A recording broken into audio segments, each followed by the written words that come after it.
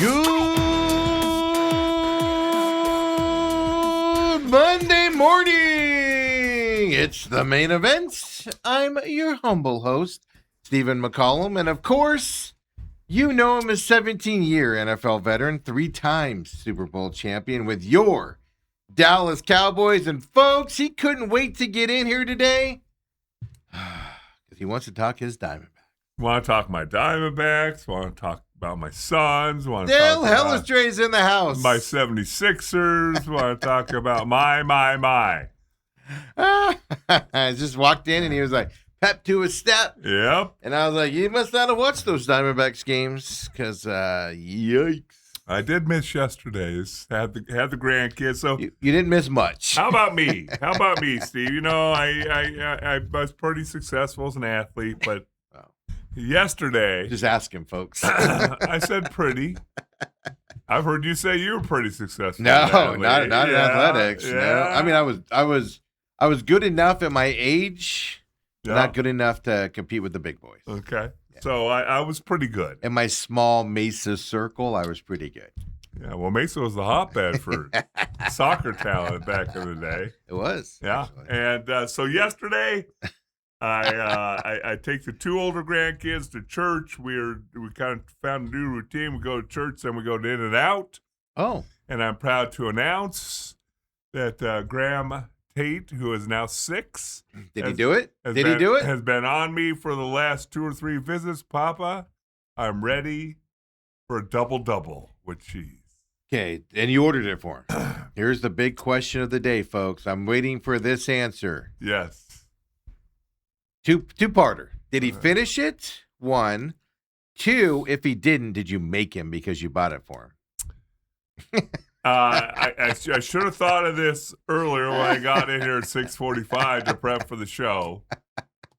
I do have a video of it that I could give to Ethan. Oh, yeah, we'll throw it over. We'll do it to- the second half of the show. To show you the final bite. Okay. He Did he get inhaled a double-double. Did you buy him a t-shirt because he ate like I the old did not. 86er? I did not.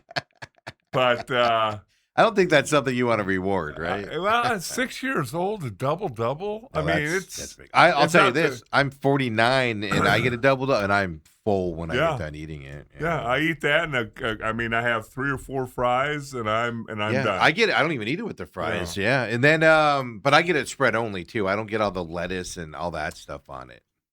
Okay, don't- 6-year-old. I don't like You and Grandma go have double-double I don't- together. I don't like explosive diarrhea. I don't eat lettuce these days. What? No, I just get it spread only because it's just that spread is so addictive. He's beef and cheese only. Okay. But, super proud of him. Hey, don't make fun of me because I eat like a 6-year-old. You and him can go have a good lunch together. double, only plain, and then we'll probably go for a side of mac and cheese afterwards. But it was, That's fantastic. yeah, so pretty proud of him. He comes from a big family. He's got a big papa. He's got a big daddy, and I think he's already got hooves. I call him his hooves. He's got some feet on him. But anyway, got to witness that. Beckett ate her single cheeseburger like a champ, and then I go home, go take him home, and then there's the 2-month-old little baby Avery, just gotten up for a nap and plopped down and got to hold her for about 20 minutes, and her and I have an agreement, no fussing with Papa.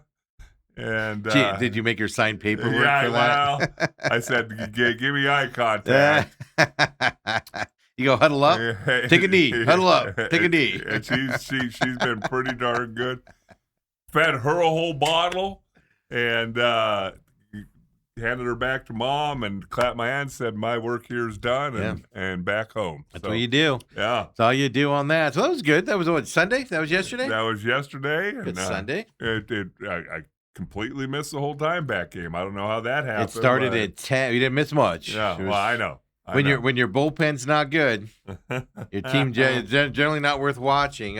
Well, it's weird because I even missed some of it 'cause I forgot it started at 10:30 or whatever it started. An East Coast team. So I tuned in and I was like, ugh. I turned to the NASCAR race. I was like, all right, enough of that. Turned to the NASCAR race. And I paid attention to it and all that, but it wasn't pick the something. winner? No. No, nobody picked the winner yesterday. Really? Corey Haim got the win yesterday. That was he's just a young kid, not part-time on the Cup Series. Dominated the Truck Series yesterday and won yesterday at Indianapolis Motor Speedway of all places. Right. Crown Jewel race and everything. So young kid, this kid's special. This kid's going to be good. He's already good, but he's going to be good on the Cup Series. He's already shown it. Part-time guy just hopped into a car yesterday and went and won the dang thing. How hard can it be, Steve? I mean, can't be that hard. Got a young kid winning a race. We got a 21-year-old winning in golf, and yeah, I mean, isn't that amazing? I did catch some of that golf tournament. I saw, what was it, Friday? I think it was the 59. I had it on when that was happening. yeah, I had to come down to the studio and get some stuff done because we had some power issues. So an electrician had to come by. I didn't even tell you this. I almost electrocuted myself here on Thursday when you guys were doing the sports podcast. right. I was in the back. I touched the switch, man, and a big old spark happened. I felt weird the rest of Friday and some of Saturday. Really? I felt weird. The big shock. So electricians came on Friday, so I had to come hang out down here for a few hours while they were doing their work and everything. So I had the golf tournament on and was watching that. 59. And he went for that long putt, too. Yeah. He could have played it safe. And he was like, no, I'm going to get this. I'm going to get this. But the bigger thing about these golf tournaments is just amazing to me. I mean, this kid, like you said, did he just turn 21? Yeah. Like literally days before? Yes. And he held off Scotty Scheffler, of all people, to win this thing. Who was charging at him. Yes. There's something happening in the golf game right now. I'm leaning more towards the big pay guys just don't care anymore. I'm leaning more towards that. Meaning, hey, these, I'll play in this tournament, but I don't need them. I'm not talking to everybody. Like Scheffler still wants to win them. But the Rorys, the Live guys, the DeChambeaus, they just don't. I make millions of dollars doing this. I'm just not going to push to win these. I'm going to go for the majors only, and all these young kids are sticking their heads up right now. I think that's what's happening. I'm leaning more and more toward that theory over these young kids are beating these guys in all these tournaments this year. Because there's just been a lot of, not even young guys, but just guys that have, flailed at 25th, 50th, in the standings, all of a sudden winning tournaments when they've never come close to winning them before. I'm throwing it up there. We're seeing the older generation of golfers make their money and not want to play hard. This kid's story, it's kind of fascinating. His name's Jackson Quaven. Mm-hmm. Went to Auburn. He could have turned pro last year. And what happens is a lot of these young phenoms, they get sponsor invites or whatever, exemptions, and those go away. And those go away next year. And he played a couple golf tournaments. I think he finished middle of the pack. He finished top 10 once.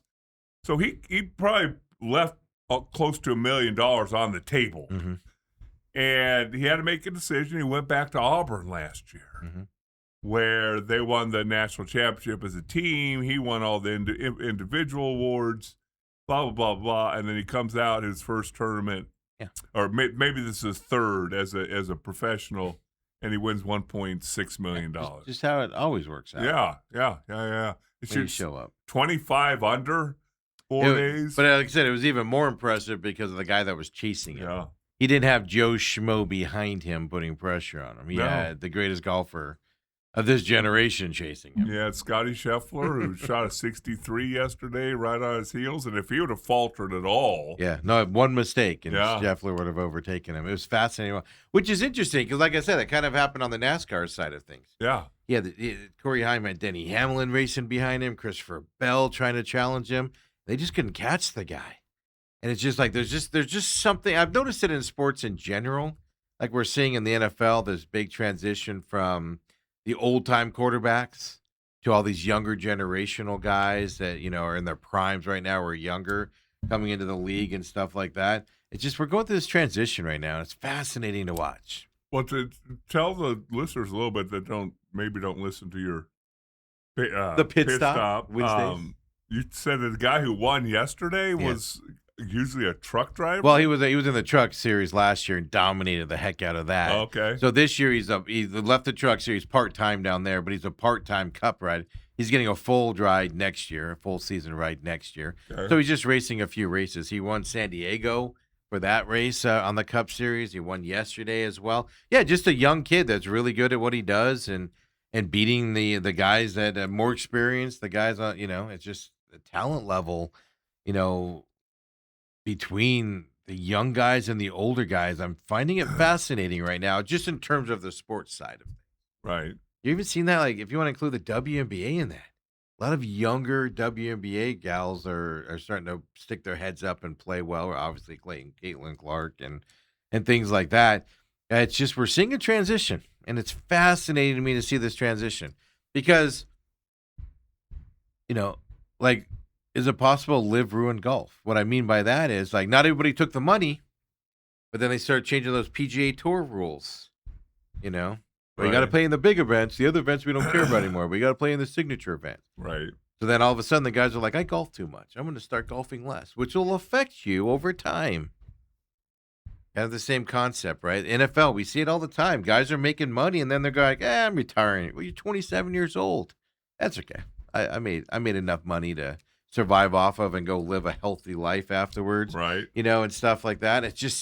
It's fascinating to watch these. There's some transition happening in sports right now. It is. There's something weird. I've caught on to it. I've noticed it. Like even in baseball, it's all young pitchers right now. Name an old time pitcher in baseball that you're like, I gotta watch this guy. Right. No, it's all these young kids coming up that you pay attention to. Not just the Diamondbacks, just around baseball. There's a changing of the guard right now. Now the guys coming up are going to be the first people, with these new rules. So they're going to be adjusted to it. Whereas it looks like to me, the older generation playing these sports are like, I made my money. I'm just going to coast. I'm going to try to win the majors, but I'm just going to coast. And the young guys are like, nah, like Scheffler's kind of in the in-between. I'm talking about the Rorys and those older guys. I don't know. It's just fascinating, man. I enjoy watching this. Anytime you need more young guys win, you can't have the same 4 or 5 guys winning all the time or people tune out. Now, at the same time, you can't have a bunch of nobodies and nobody knows winning all the time because people will tune out. So good luck straddling that medium. Yeah, so that was a fun weekend. So Yes. I don't know if you caught that with the grandkids yesterday as well. Dale, other than my electrocution, I did nothing this weekend. I had a nice, relaxing weekend all weekend. I thought you had some excitement in the neighborhood. You're That had nothing to do with me. You're out for your morning jog? No, it was afternoon on Friday. Oh. Yeah. Okay. Somebody, landscapers were working at somebody's house. They just have the truck and the trailer and, sitting. I was actually here when it went down. Oh, okay. But all of a sudden I'm getting all these messages and everything because, I'm on the HOA board and whatnot. People are like, this car driving through the neighborhood with a big police chase and blah, blah, blah. And I'm like, what do you want me to do about it? What are you telling me for? So I got home and I got to see the aftermath, all the cop cars and people arrested and all of that stuff. And they drove through like common area grass and everything and knocked the trailer over. So there's just debris everywhere throughout the neighborhood and stuff like that. Yeah. Yeah. CSI was there doing all the, whatever in the car. They could tie it to these guys. Even though they caught him in it, you still have to do all that stuff. It was fascinating. That was excitement. And neighborhood was a buzz. See some excitement on a Friday? Yeah, on a Friday. Too much excitement for me. But then I had to go around and look for damage, take pictures, send them off.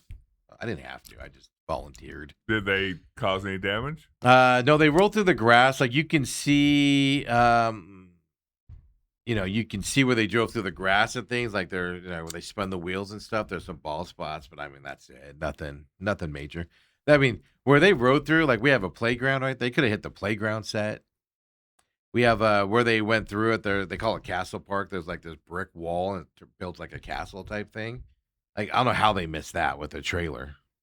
From the way I'm assuming they were driving, didn't hit that even. Yeah, it was fascinating. A couple trees got taken out. Okay. And these were young kids. Yeah, I saw pictures of them. I saw them, but they're in the car by then. But I saw pictures of them. I'm not going to say they were teenagers, but they weren't. I mean, they were 18, 19, 20, something like that.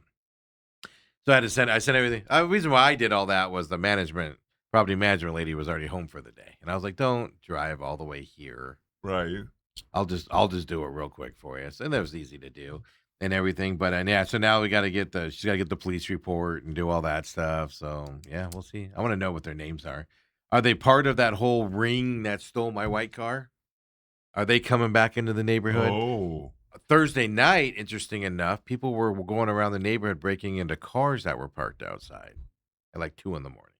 A lot of people were posted about that and called the police on that. So now the question is it the same people? Is that the ring, the head of the ring is going through, he probably just got sentenced, I think, but he was looking at like 15 years in prison and stuff like that. Where he had a bunch of people stealing cars and breaking into cars and stuff like that, and they bring him all the stuff, and then they tell him where to take him to. That's how the guys that stole my car got caught, was they stole it, took it to this guy, and this guy goes, take it down to the border. People on the other side of the border that'll take it. That's what they were trying to do, type of stuff. Yeah, they caught the ringleaders, but the little kids around again. We got to get the names on it. They have all the list of the suspects in that, so I want to see if they're coming back again. Yeah, but that's my excitement around my neighborhood. Right. Yeah. Yay. I don't live up on the mountainside where, Yeah, we don't allow that in our neighborhood. No, we don't allow it either. I mean, not like we do it. We don't allow the riffraff. Other than that, quiet weekend. I got a busy week coming up here. Spider-Man opens this weekend. We got to figure out how to watch that. Your Rattlers start their quests for another championship this weekend. On a Sunday? On a Sunday in Las Vegas. Yeah, we'll talk about that coming up. Diamondbacks lose 2 of 3. We'll show you where they stand in the wild card standings.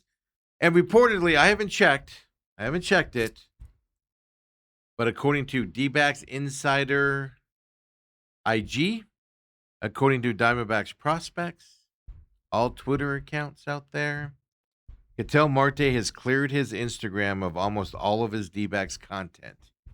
And he no longer follows the Arizona Diamondbacks. I haven't checked it. I haven't verified it. A couple people are reporting that this morning. You know what's so fascinating about that? Because I can still remember the day when Kyler Murray did that. When he took down all the Arizona Cardinals on his Instagram or whatever.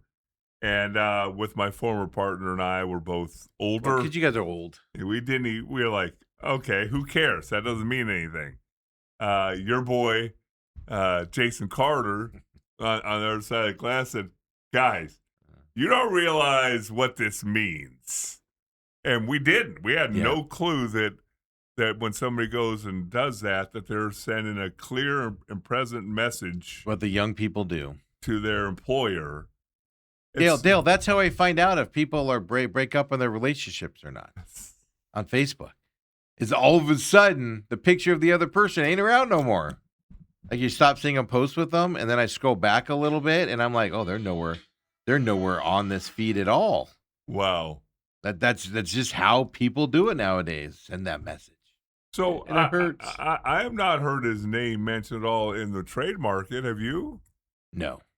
So, but he's obviously hearing something or sending them a message saying, I want to be traded?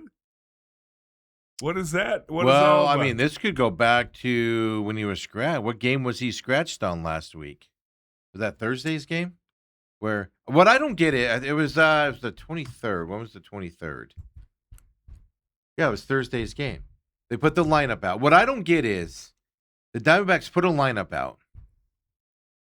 And then within the hour, they're taking his name out and scratching him and putting somebody else in to start. Do you think he's ever been scratched when he wants to play? No, that's what my argument was on Thursday. Now he does have a bad back. I can tell you this: leading up to that Thursday game, he had heating pads on his back and was working on his back, so he was having back tightness and stuff leading up to that game.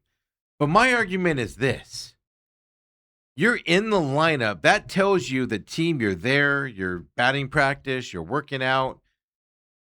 90 minutes for game time, you got to put that lineup out, whatever it is. Right. 2 hours for game time. The team's expecting you to play. You only get scratched for one reason. You say you can't go, and the team goes, okay. Or you get hurt leading up to it. Right. That doesn't happen anywhere else. If they're even sembly sore or hurt, teams just won't put you in the lineup that day. So I took it as, and I put it out on Twitter, I took it as he probably asked out of that game. He probably, after the lineups came out, he probably went, I'm not playing today. Because he doesn't like to play with discomfort. I know you could tell lovers are going to be mad at me for saying this, but the guy is mentally weak. And that's fine. It's just, if you want to be great at something, you can't be mentally weak. You play through injuries. You play through discomfort, stuff like that. And it's a continued pattern with him. But I don't get why the Diamondbacks have to be doing it on purpose. Like, they're not doing it on purpose where they're putting him in the lineup and then taking him out. Because if they would have just sat him that day, we would all be like, oh, Marte's out. Needs a day off. Some people would have grumbled about it. But you go, oh, he's off that day. Whatever. But when you put him in the lineup and take him out, everybody goes, here we go again. Maybe it has to do with that, Dale. Maybe there was a tough conversation that happened after they were like, we're not doing this anymore. This is the last time we're doing it. And so he's taking down his Instagram. Do you think he's trying to force a trade, Steve? Is that what you're reading into this? So I'm looking. So I just went to Instagram. Because like I said, I did not confirm it before. I just saw somebody yesterday say it, and then I saw somebody this morning say that he's taken everything off of the Diamondback side. I just heard from your son that he says it's true. I trust him more than you. Well, he knows how to. I'm looking it up, and I don't know how to work it. Yeah. I'll tell you this right now. I'm flipping through it. I don't see any Diamondback stuff out there. Really? On his page, just flipping through it right now. Yeah. Why? Yep. Look at that. One picture. I know it's hard to see. One picture on his Instagram, Dale. One. And it doesn't have Diamondback? No, he's in regular clothes. Huh. One picture. Yeah. So, he's mad, obviously. He's obviously upset about something. But like you said, get rid of the guy, man. Trade him. We're 6 days from the trade deadline. Right. Well, but you can't trade him. He's 10-5. He's going to have to dictate where he goes. So if you weren't going to get what you should get for one of the best second basemen in the game last year, you're certainly not getting it this year with 10-5 player, where he can dictate where he goes. But if he's sending a message to the Diamondbacks, isn't that also telling you that he'll probably waive that? Only to the team he wants to go to. That's my point. So let's say I'm just going to throw out a team and say Yankees because I watched that Phillies-Yankees series over the weekend and last night. Let's say he wants to go to the Yankees. Well, the Yankees are going to go, well, he's only coming here, so we're only going to give you this for him. We're not going to give you a ton. Yeah. So that's what I woke up to today, Dale. Dale Martin followed everybody. Autumn says, straight out of the Kyler Murray playbook of negotiations. Yeah. It's all the young people out there. It's how you protest nowadays. At least Jacoby Brissett didn't do that. No. And Jacoby Watch. Hold on. Jacoby Watch is officially over. Robert says, Facebook, old people internet. Yeah, that's why we're on it. As soon as old people catch up with the younger group, they start a new group. Ethan confirmed it there on the YouTube chat. And then Robert says, Marte is 10-5. He has to approve any trade. Yeah, but that's the question that you got, Dale. Is by him not doing it, was there a tough conversation last week that he didn't like? Because Tori's talked about this a lot. Was it last year, maybe? Maybe it was the year before. I think it was last year. Oh, it was last year, after the All-Star break fiasco. Yeah. And Tori said, he didn't use the term, I'll use the term, he has to walk on eggshells around Ketel Marte. If you force him to do something, he shuts down. Is how I would phrase that. So if he's not feeling, he's a player that wants to be 100% before he plays. Right. So if he's not feeling it, he doesn't want to play, you can't force him to do it because he'll just shut down out there. Just got to be frustrating for everything. Yes, right? It's got to be hugely frustrating. And, yeah. And he's talented enough that you're going to put up with a certain amount of it. You'll put up with the distraction side of it, but you can't put up with. Just equate it to your Deion story when Deion came to the Cowboys. You can only put up with that so long before you can equate it to Pavin Smith and Zach Gallen. I'm sorry, folks. Diamondbacks are like 8-2 since they waived Pavin Smith. Yeah. Which, by the way, here's the scary thought: if they were to push and make the playoffs because Kepler can't play, guess who's going to come up and be their left-handed bat unless they make a move at the trade deadline? Pavin Smith, because he's stuck with the minor league team and stuff like that. But this has gone from, you tell Marte's being babied within the organization and gets to do what he wants to something has happened. And this is our first confirmation that something's happened. That's so weird. Behind the scenes. That's still so weird to me. Well, the equivalent back when you played would be somebody coming out and saying something. Yeah, just coming out and saying something. Hey, I don't agree with the way that they're treating me. Especially with him. Well, what does he have to lose? Like you said, 10-5.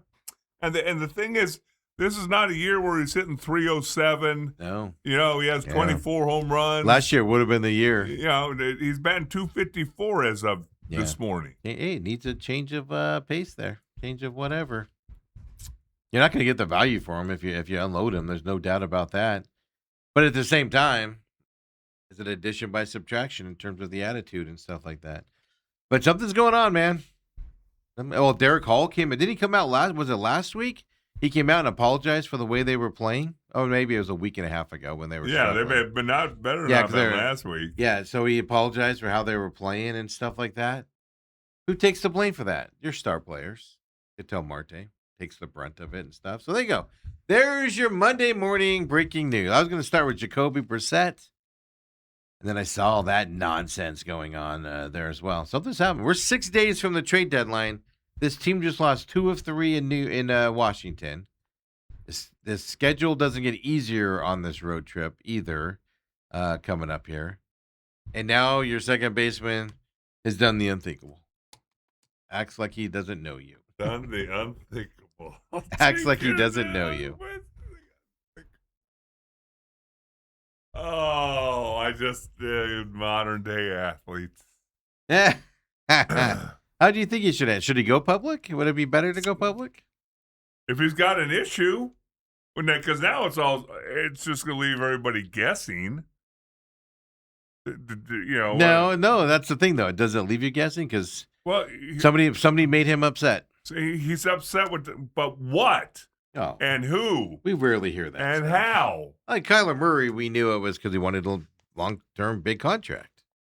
We knew why he was doing it. Did anybody check Jacoby Brissett's Instagram?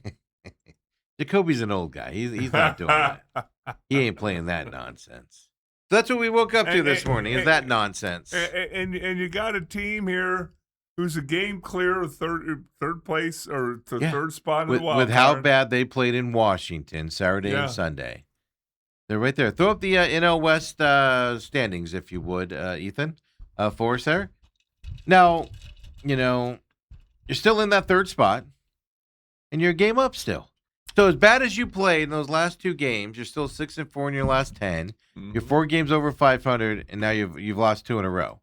Now you got the Pirates coming up. You have a chance to further, the Nationals. You kept them in this by letting them win 2 out of the 3, so they're still in this. You could have knocked them way down. Now you got a chance to do it with the Pirates right now with 3 coming up against. Is it 3 again? It's 3 against them, I believe. Yes. You had a chance to do it against them. So what are you upset about?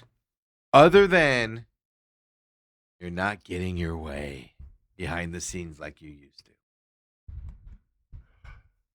I mean, just my perception of Ketel Marte is, guy doesn't like to be challenged. Guy just likes to be like, I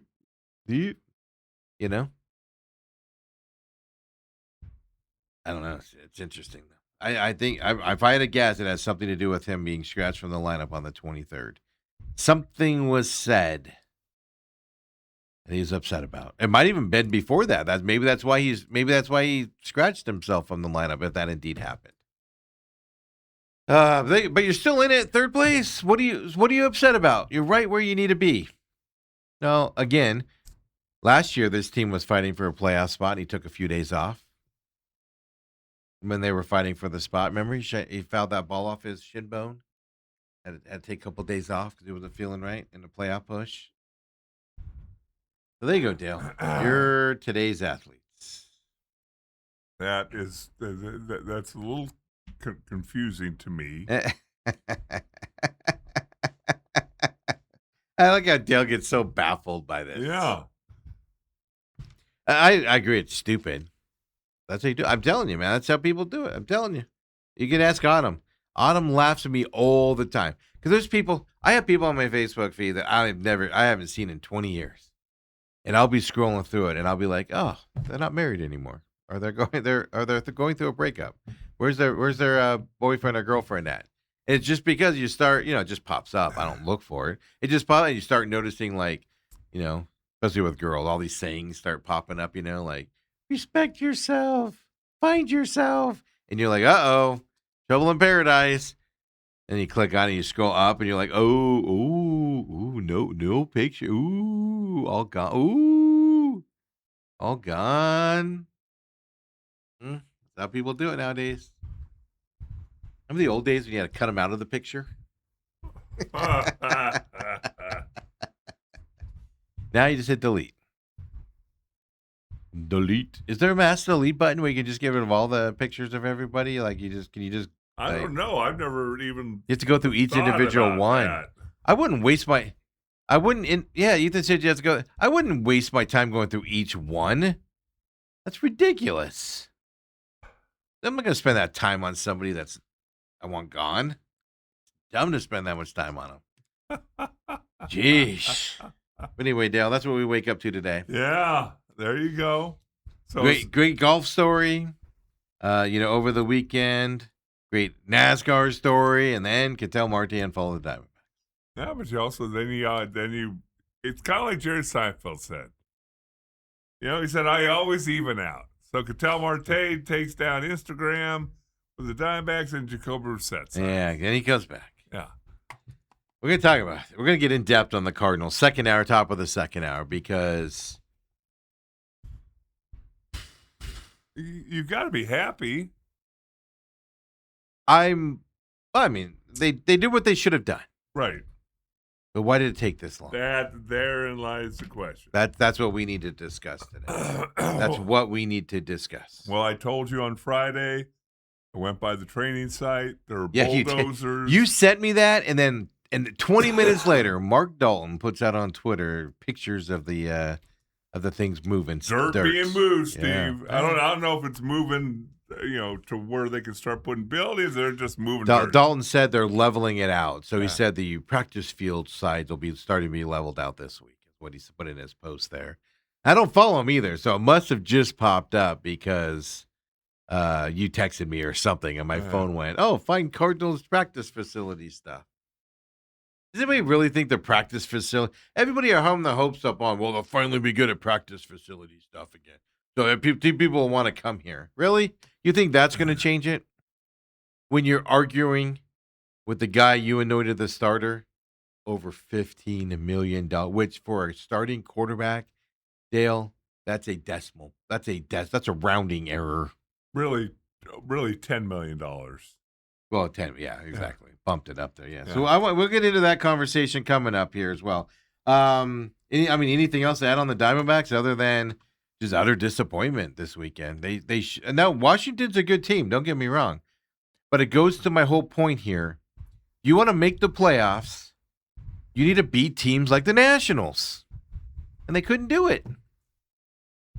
But Steve, they'd won 8 out of 10. You got to beat teams like the Pirates coming up here. Yeah.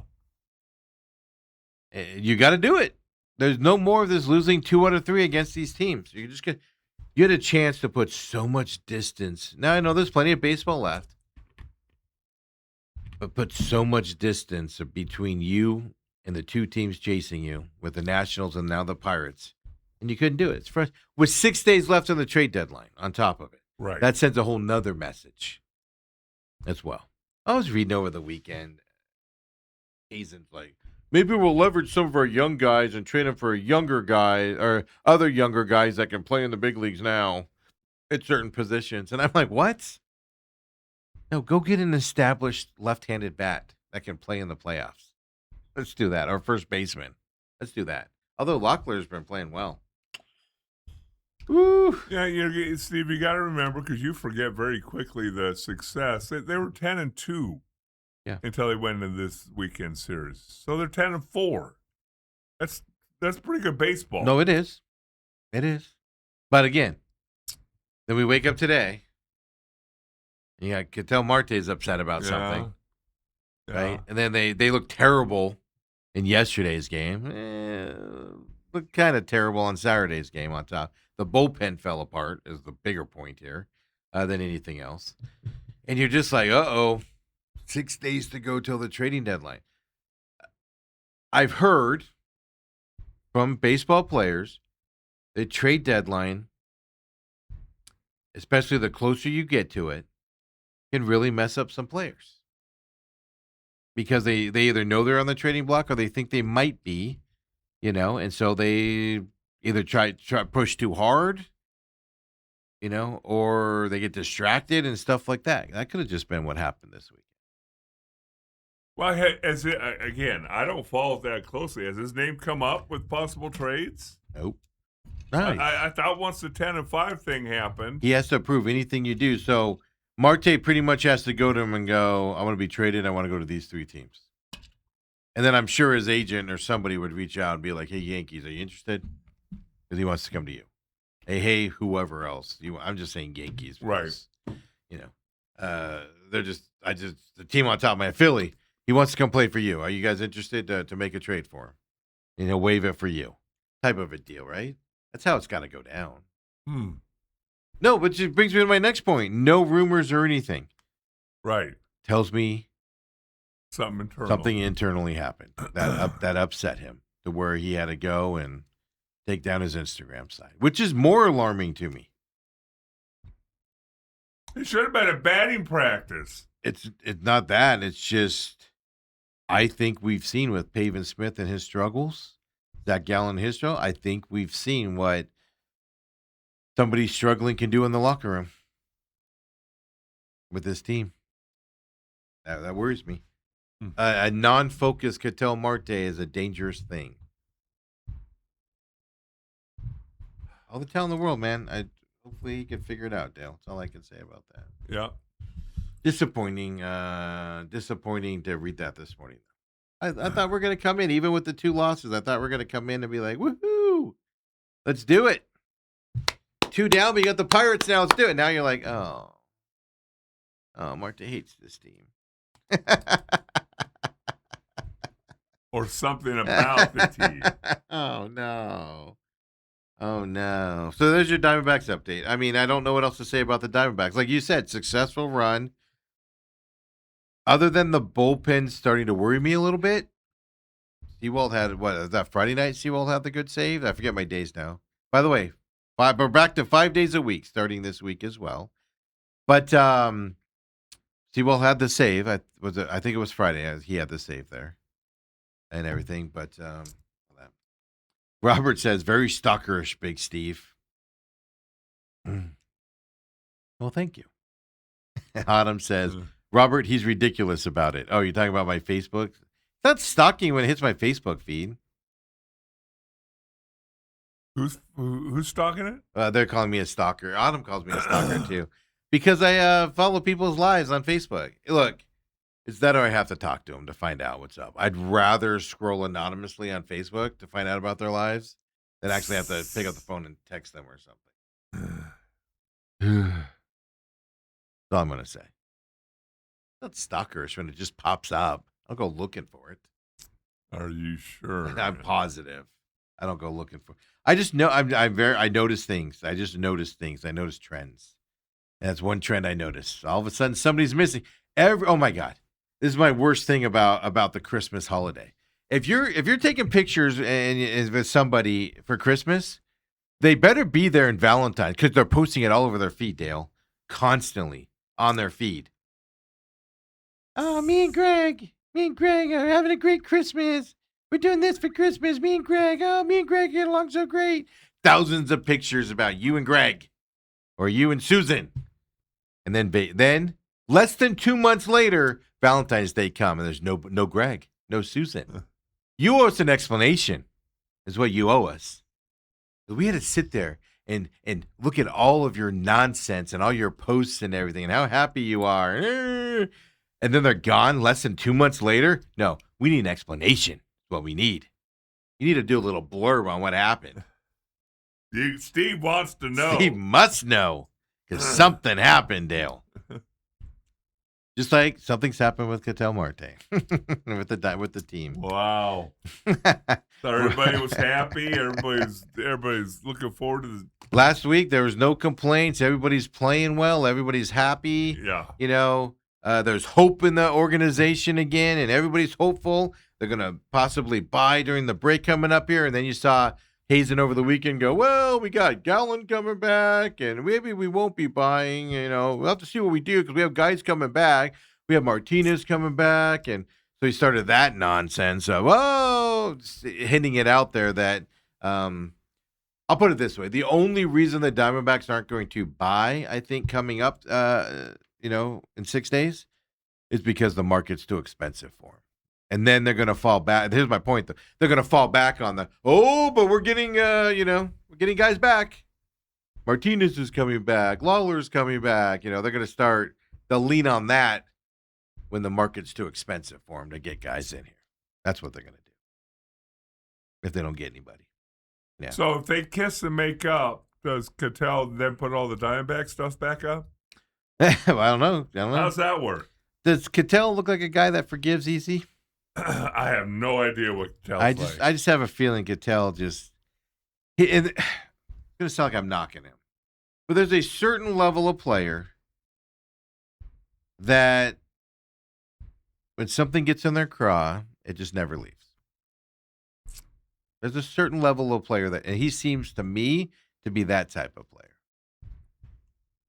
Where it's just like, oh, you did me wrong. I'm out of here. I don't want to be here anymore. I'm not saying that's the case with him right now. I'm just saying he seems like that type of player. Yeah. Robert says, having the young guys back-to-back in the rotation is wearing on the bullpen. Guys are being overused? Yeah. And where was Cabrera at during that stretch, too, on top of it? But that's the problem, though, right? They both pitched well. Brat and I forget the other kid's name. They pitched well. They went 5-something innings, kept them in the games.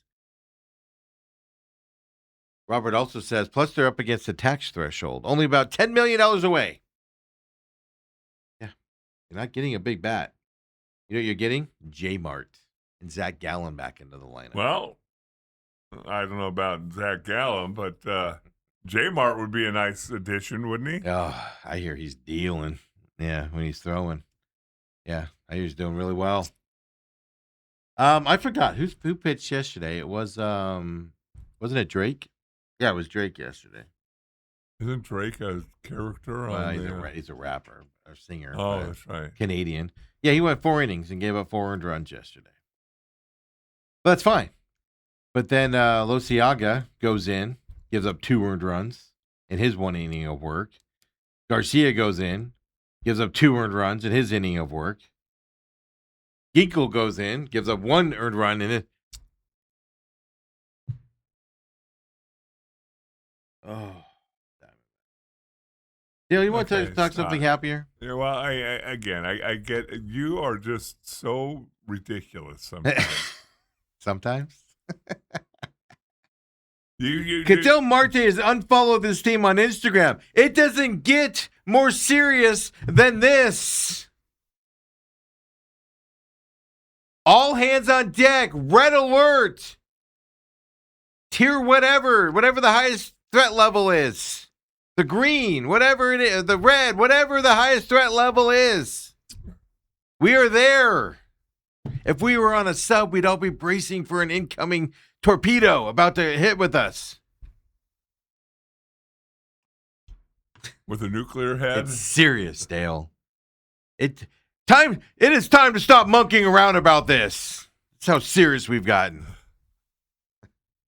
And followed him on Instagram. This is just nonsense. Will somebody ask him about that today? No, because I have my own thoughts about the media and that stuff. Somebody might ask His interpreter? Well, that's the problem. You're not going to get to Marte, but who talks to Tori about it? And what roundabout answer do you get from Tori? Because Tori gives you different answers with Ketel Marte to kind of tell you how he's feeling. Like last year, you could tell, I think he was tired of Ketel Marte's stuff at one point last year. Right. Because he couldn't say it, but you could tell by the way he was answering stuff that he was like, I'm done with this. I think last year wasn't it last year when the way he was answering it, we were like, ooh, Hazen's controlling this situation. I think that was last year we figured After that the out. All-Star fiasco. I think we figured it out last year where Tori, he goes to Hazen. Hazen said, well, we're not going to play him after the lineup's out or whatever type of a thing. But yeah. So Dale, stop acting like this is just another Monday morning. It isn't. Dale's like that meme with the fires all around that guy, and he's just like drinking. That's Dale right now, folks. 5-alarm fire right here. Every city, other cities are responding. It's so big of a fire going on right now about the situation.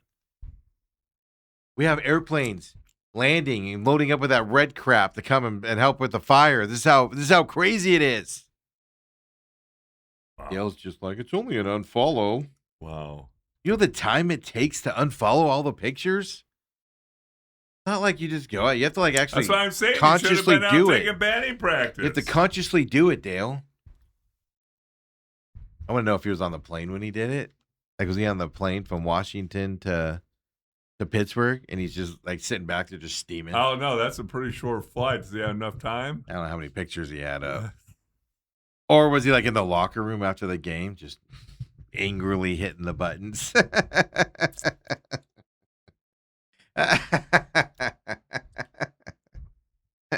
There you go. Your Diamondbacks update here on this Monday morning, folks. So now we're in panic mode, according to young Steven. Not panic mode, but we're in things just got worse mode. Look at this. This is what drives me nuts about. I can keep going on. This is what does me nuts about a Tory team. You just can't have success. They've literally gone 10-2 going into this weekend series. 10-4 now. Yeah. And now we got the star player unfollowing everybody on Instagram. What? We just can't have success. Can't have good things. Seriously, it's like, oh, we're doing too good, guys. Somebody screw this up. Somebody do something to screw this up. I feel like that's what they're doing in the Diamondbacks organization right now. Who wants to do it?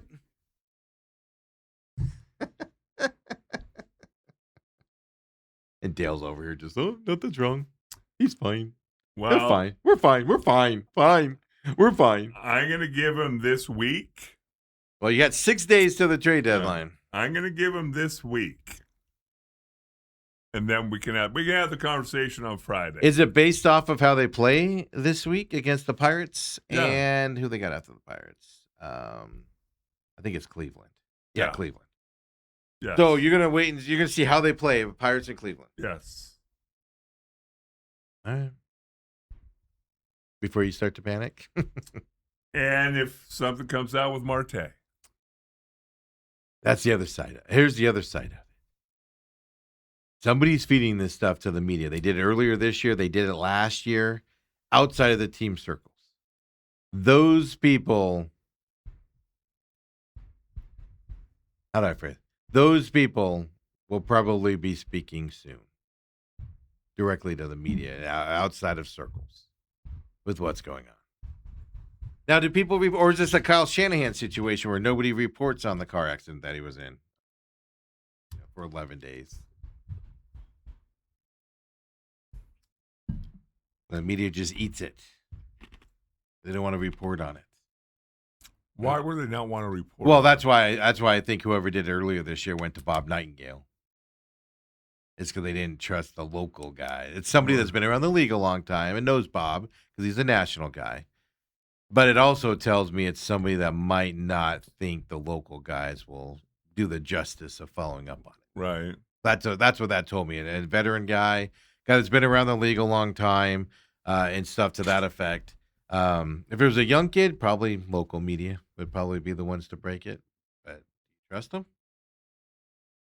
Who's the leader on this team to come out with the Marte Sago 2026 number 2? We're running out of names on these Marte sagas. Well, who is the leader of this team? Therein lies a problem. Name him. I know. Name one of them.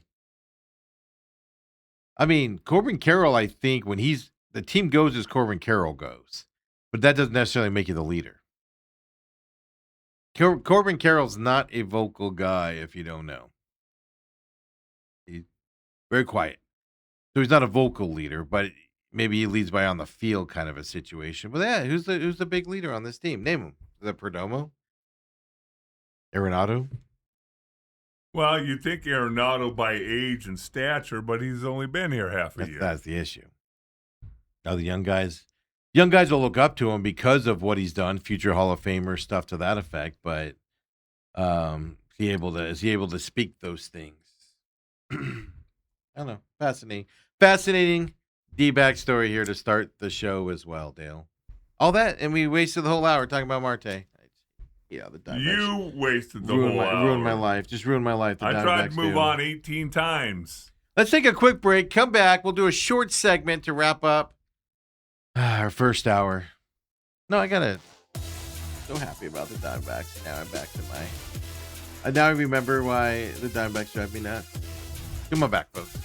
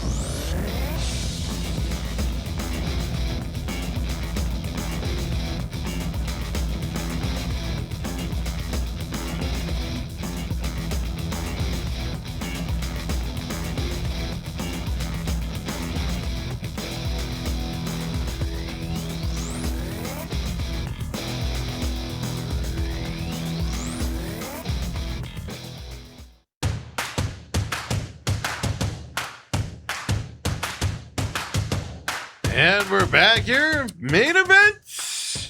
Let's move to happy things. We got playoff football starting this weekend. Is it happy? Better than what we just had to talk about. I'm following on Instagram. What if any of the Rattlers players unfollow the Rattlers on Instagram? Not going to the playoffs. Throw the Western standings up there for me in the IFL. It is official now after last weekend. We knew this was what it was going to be before the weekend's games. San Diego has the number 1 seed there, home games throughout, as long as they're alive. Vegas Nighthawks in second, Arizona Rattlers third, Tucson Sugar Skulls in fourth. Interesting enough, San Diego and Tucson played over the weekend. Fascinating story there. But hey, look at this. This is even more fascinating to me. 13-3 San Diego, 12-4 Vegas, 11-5 Rattlers. Womp womp. 7-9 Tucson in the playoffs. No. We have an under 500 team in the West side of it coming into this playoffs as well. Now, Tucson lost to San Diego over the weekend. I believe that was in San Diego as well. So San Diego plays Tucson. Vegas Knights play the Rattlers. Of course, Rattlers go to Vegas this weekend on Sunday. Tucson goes to San Diego on Sunday night for their games here in the West. So we'll focus on the East later on. Just want to set the stage here for the playoffs coming up as well. Schedule this weekend, and I don't get this at all. Only one game on Saturday, and this Tulsa Oilers, Jacksonville Sharks. Jacksonville Sharks are the 2 seed. They might be the best team in the East. This is going to be fun to watch. Right. Then you go, that's 7 p.m. Eastern. So 4 p.m. our time on Saturday here, Tulsa and Jacksonville. Then on Sunday, it starts with the Green Bay Blizzard and the Orlando Pirates at 2 Eastern. So that's 11 o'clock a.m. our time. Green Bay's a really good team as well. Green Bay Jacksonville would be fun to watch in the second round of the playoffs there coming up if they make it there. Then your Arizona Rattlers play the Vegas Nighthawks on Sunday, 2:30 p.m. our time out here. And then you got Tucson at San Diego at 6 p.m. our time, 9 p.m. Eastern time to wrap up the first round of the playoffs. Dale, I don't get the schedule, but whatever. They don't well, again, they're going up against nothing on the weekend, right? But why not have 2 on Saturday? I know there might be arena issues and stuff. I'm not taking that into account, but well, and you got to remember that the fact that it's happened in Arizona before, or a concert or truck series or something's been scheduled for one of the arenas, and instead of playing on Saturday, Sunday, they've had to play on Monday. I know. And now Glendale's all mad because they've been holding the playoff date. Yeah. Now they don't get one. It's darned if you do, darned if you don't. They can get one if Tucson upsets San Diego and they beat Vegas. They can get a home game. It happened a couple years ago. Yeah, but they won it. Yeah. It's like, what just happened? So that's your IFL weekend and playoffs, at least for the Western Standard. Yahoo Sports Network is where that game's going to be. Because I told you, I was like, ooh, might cruise up there for that game. But it's Sunday at 2:30. I mean, get over at 5:30. Yeah, You don't do opposing press conferences. Like Guy doesn't talk. You'll be home at 11. Yeah, home for 11. That's a good idea. Yeah, here we go. Dale's trying to talk me. You leave it. What? You can leave at 8. You want to come with me? No. Why not? Because I know your son wants to go. Well, so we all can go. He's all nope. He doesn't even want to drive across town to go see him over there.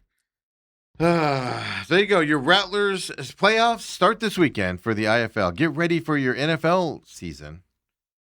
Watching the IFL. With some playoff IFL. These are going to be fantastic. Vegas swept the Rattlers over the year. Rattlers I think they either had the lead or they were definitely in the game against Vegas the first time they played, and that was when the coaches started the shoving match. And then it all went downhill for the Rattlers after that. Then they played in that New Jersey, that mall, and the Arizona had the lead. We're dominating that game. And then, lots of interceptions happened. And then they lost that game. So the Arizona Rattlers can play against Vegas. And by the way, Jaden Delore, old Arizona quarterback there for Vegas, playing this weekend as well. Now, Tucson, 0 chance against San Diego, I would say. 0. You would think. But you never know. It's the playoffs. Yes. You never know what's going to happen coming up here. But the Rattlers do have a chance to upset Vegas. Who will start for Arizona? Myler's been getting the start. Okay. They changed their offensive line around again before the last home game that I didn't go to. I forget what game that was. I noticed the new center at that time. They moved out 55 Parks outside. Then that home game, they kept that lineup there as well for the last game of the season. So we'll have to see in the playoffs what they do with that line. Right. But it did settle down a little bit in those last 2 games with the new format that they had there. So be fascinating. They got a lineman that's from the UFL now. The UFL season ended. Yeah. They brought a lineman in from there, and he had to adjust. I didn't talk to the lineman per se, but I talked to people around him, and it was like, man, I got to adjust to this game compared to playing outdoor football. I got to adjust to this. So his first game was a little shaky, but he's really gotten it down afterwards. You expect a guy of that quality, right, to adjust pretty quickly, as well. So. Well, and everybody has to adjust. Everything happens quicker in the indoor football league. Well, you can't. Offensive lineman. Yeah, you have responsibilities. Guys can't do stuff at certain times, so you have to worry about the blitz, but you don't have to worry about it like you would in outdoor football because a guy can't leave his spot. Like the defensive lineman can't lift their hands up until that ball snapped. So you don't have to worry about somebody jumping it or something, moving around and stuff like you do in the outside game. But when we come back, second hour, so I wanted to set that up for you guys this weekend. Come back, we got tons of NFL watch. We got somebody just became a giant Philadelphia 76ers fan. Go go Sixers. College football. Problems in North Carolina. Oh. This is a fascinating story on what he has done. Because he was the savior. The GM of North Carolina. We'll talk about Joe Lombardi.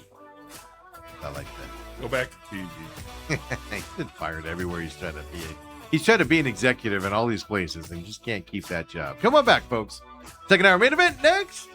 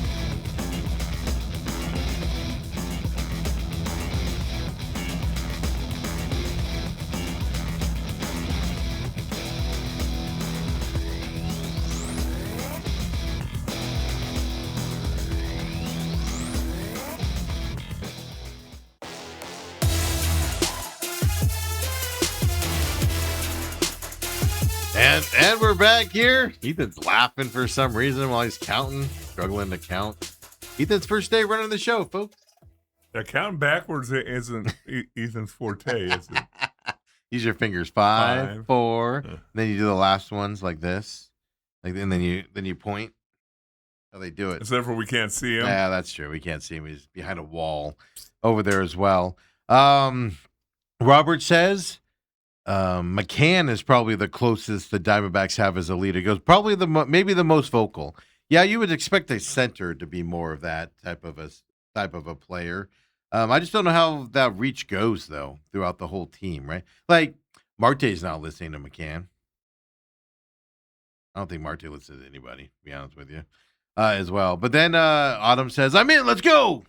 To go to Vegas on Sunday for the game. Yeah. He's always in for something like that. I don't know, man. Cardinals practice that Sunday. I might want to go watch quarterbacks throw balls into buckets or something, Dale. When do you get your suite or your highfalutin practice session? Okay. This is how stupid the Cardinals are. Yeah. We're gonna talk other things before we get into the Jacoby Brissett and that stuff. I guess I should say stupid, but they have a season ticket day this coming up this Sunday, and I get an email. I have 4 tickets, which means generally I have 4 people that can come. Right. And they email me and go, "You can reserve you and a guest 2 tickets for Sunday." I'm like, "Well, great. I have 4 tickets. So now you're making me choose between people to go?" Oh, thank you so much, Cardinals, for allowing me to bring 2 people to the private club level event on Sunday. Oh, you're so generous, Cardinals.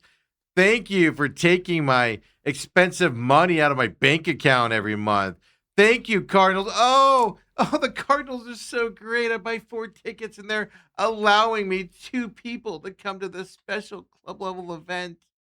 How can I live without you, Arizona Cardinals? You guys are so amazing. Wow, I didn't mean to hit. I didn't know. I know it's been bothering me, and I haven't said anything. Right. Only 2. You and a guy, 2 tickets. You get the. I think they phrased. I should find the email. They phrased it like, "We are willing to grant you 2 tickets to the event," and I'm like, "Oh my God, really? A whole 2? Oh my God, Cardinals, you guys are amazing. How can we live without your generosity, sir? Oh my God." You. My God, it's beautiful. They're allowing me to bring 2 people.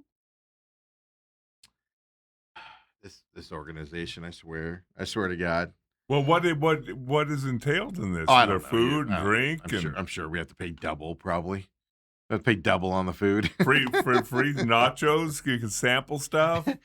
No, this is the event where you want me to bring a bunch of people that'll go, oh, I got to get season tickets. This is so amazing. Right. Yeah, not the Cardinals. We need to restrict who comes into this thing. This is it's a club. It's a season ticket holder day. So I don't know what all entailed. I don't really care. It's just more of the fact that they emailed me acting like they're doing me a favor. No, you made it actually more difficult, clowns. Because I have 4 tickets. So 4 people will want to go, clowns. So you made it actually my life more difficult. But don't worry about it. As long as you guys aren't inconvenienced. You guys keep doing what you're doing. Studs. You guys got this. I should look up this email. Welcome to the second hour of the main event, by the way. We did take our top of the hour break, right? Dale's got me so fired up now. Yeah, I did. I forgot about it. Just a simple question. I know. Well, it's been bothering me. I wasn't going to talk about it. Then you brought it up. Hey, follow us on excuse me. Follow us on YouTube, TME Media AZ. Catch us on demand on YouTube as well as over on Rumble for those of you on demand. For those of you that do not like YouTube, on Rumble, including the Real Matrix over there as well that we're looking at. Okay. Oh, that's the Rattlers game. Okay, never mind. I'm having a stroke over here just thinking about how the Cardinals were nice enough to give. Oh, the overlords of the Arizona Cardinals. It is interesting, though, what's happening in the NFL, Dale. What's that? Training camp has started. Yeah. And we find out Kyle Shanahan was in a serious car accident. Yes. 11 days before the 25th. And they kept it quiet. Media people left and right kept it quiet. Didn't investigate it and stuff to that effect. I've even seen some reports where the San Francisco, you know how you can, there's ways to hear police calls and stuff, scanners and stuff like that. There's actually websites that do it. There was nothing on these websites or anything until the Niners announced that Kyle Shanahan was in an accident, going to miss training camp or a lot of training camp. Then all of a sudden they all started popping up on there. Right. Then the 49ers don't announce it. Fine, it was an accident. I get it. You don't want to announce it. Whatever. I don't know why you want to keep it a secret. Like everybody's like, we shouldn't have to worry about it. Dude, it's public, man. We should know about serious injuries to the head coach and stuff to that. Like, why would you sit on that quietly? I don't get it. I don't get it. It's an accident. It's serious. You go, Kyle Shanahan was in a serious accident. He's okay. He's got bumps and bruises. He's going to miss. Why couldn't you announce this 11, 12, 13 days ago? That doesn't make any sense. Unless you're trying to hide something. Yes. That's immediately where you go to. Absolutely. But then it gets weirder. They announce it, I think it was Friday. They announced it on Friday. It was Friday or Saturday. They announced it at noon. 12:01, Adam Schefter has a 80-character, mess tweet put out. Like 12:05 or something, ESPN has this big old article out. With details, Dale. Details. Dude, the NFL sat on this. The Niners sat on this. The local media didn't want to report on it because they would be banned. We talk all the time and tell you guys all the time how the Cardinals keep people in check with their reporting and stuff is because you'll get kicked out, right? It's all across the NFL. They can control it. And now ESPN sat on it and was given the information early so they could do all their numbers stuff. 1 minute later, folks, I get information to my inbox or I get texted something. It takes me longer than a minute to type something out and get it out. Maybe Adam Schefter's a genius compared to me. But he also had inside info. He had time to get inside info after they announced it. My argument on this is ESPN and NFL, ESPN bought NFL Network and stuff like that, and the NFL owns 10% of ESPN. Yes. It's to control the narrative. That's what I saw some of that over the weekend. It's to control the narrative. It's going to get worse. We're going to see less. It's going to get to players at some point. It's going to get to players at some point where players are going to get into trouble or whatever. It's not going to be reported about for months later. Just like this. This is like the trial balloon here. Now, coaches aren't watched as much as players are and stuff like that.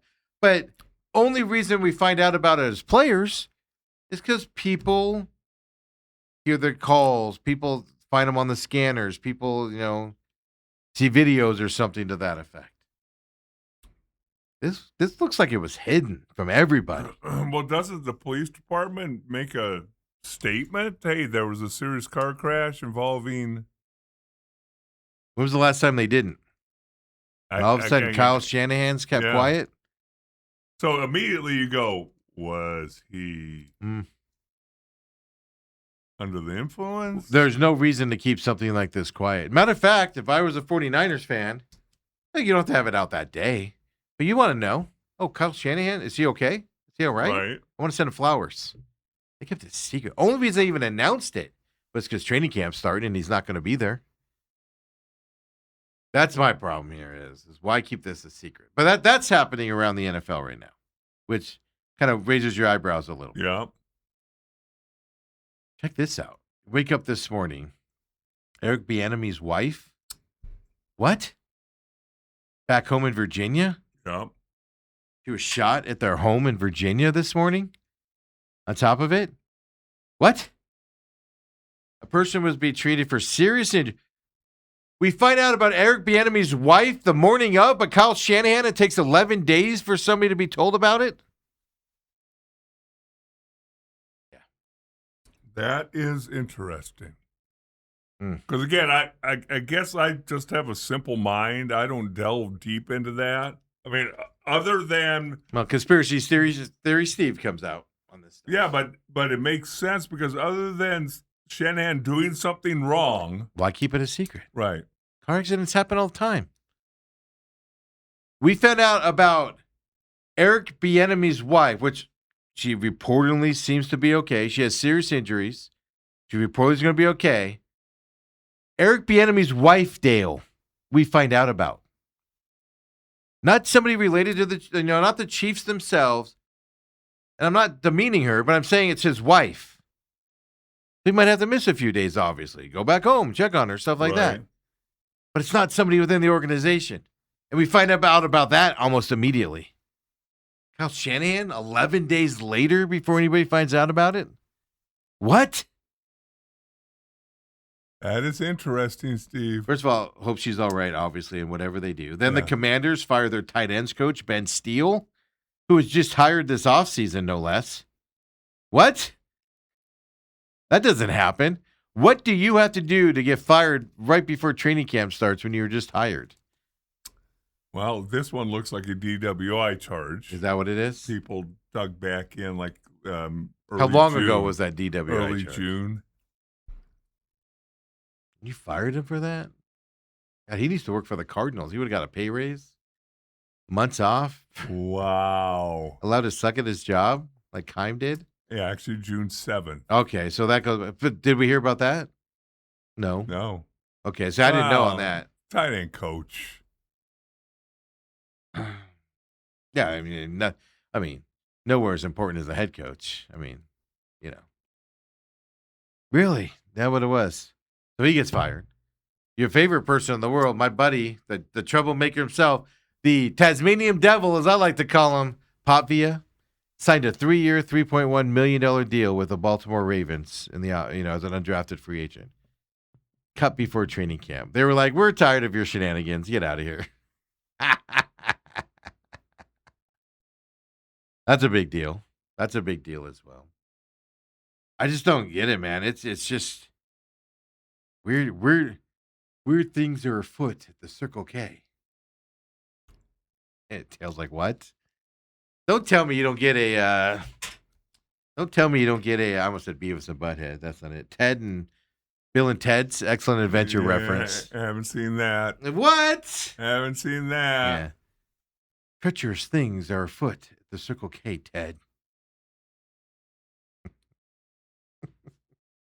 No, that is going to be an interesting sidelight to keep an eye on. Yeah, it's this going to get year. worse. How much influence does NFL have over ESPN? Adam Schefter was fed the information beforehand and told not to report on it until the announcement's done. And you can release it at 12:01. And he did it. Absolutely. That's not good, folks. And the local media sat on it. One of the local media, PFF, went after one of the local Niners for the San Francisco Standard, I think is where he works for. I'm not going to name him because they went after him and stuff. And he's like, I only knew about 15% of it. That's your job, though, to investigate that stuff. Contact the police. Talk to them. Contact the medics out there. Visit the scene. What cars were there? Oh, y'all know what Shanahan drives. By the way, it's one of the cars that was in the wreck. Just so you know. Here's the other side of it. Brendan Ayuk filmed himself speeding, through those areas. Raises questions, doesn't it? I just don't get why he has to be quiet. And why the NFL. But it goes to my bigger point other than that. My bigger point is y'all gamble on the NFL. A lot of people do. A lot of you live and die with the NFL, folks. You're going to get less and less information from them. They're buying these media entities. They're buying into them. And it's getting less and less and less. Information's going to be funneled out. It's already less. If you don't know, if you notice, most local reporters don't break news that follow the teams. Very few. It's national, guys. There's a reason for that. It's going to get less and less and less. Before we get into more NFL stuff, I called him Joe Lenardi earlier. Was what I was jokingly going into, but it's Michael Lombardi. And this has a pro aspect to it as well, but it has to do with North Carolina football. They hired him as the general manager. Bill Belichick went there as the head coach and stuff like that. Michael Lombardi's been traveling all over the world to Dubai and everything, trying to, get funding for North Carolina sports teams and stuff to that effect. You wake up this morning and he's been placed on paid administrative leave, the school announced. They said that the university noted the standard procedure dictates that no details relating to the move to be made public. It goes to that silence thing I'm talking about. And he's paid administratively on top of it. What did he do to get paid administrative leave, Dale? Well, conspiracy theorists. Yeah, you're saying that, but according to ESPN, North Carolina announced Monday that Lombardi's leave is effective immediately, but did not disclose any other details. The school's decision stems from a human resources complaint filed by a former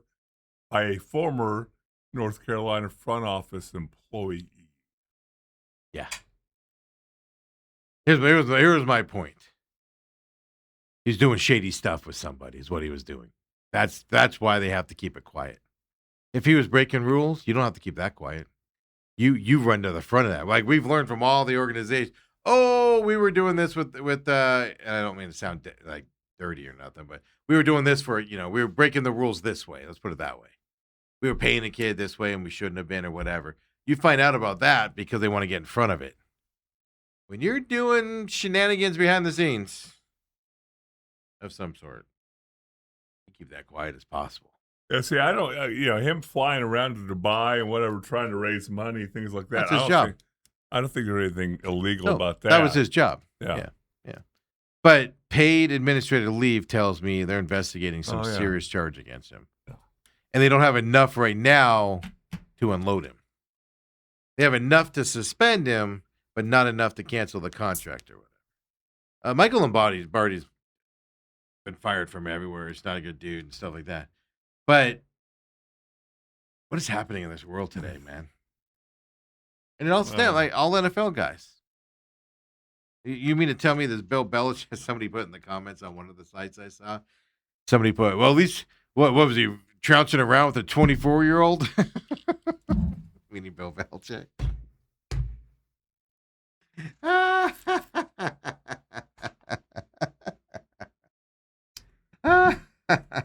Yeah, but that 24-year-old wants to be with Bill Belichick. We don't know that. Maybe there's, something going on. We don't know. We don't know what's happening. So that's happening on that side. So I don't know what's happening. Now, that's an NFL. That's a college story, but it has to wrap around the NFL because obviously NFL ties with them. And, they were going to be the university that set the program, and you come here because we're going to send you to the NFL. Okay. How's that working? My point is he's also been failing as a general manager. He's got none of that money that he's been trying to get and everything, and over there, and he's struggled to be successful at places that he was at and stuff like that. And then Dale,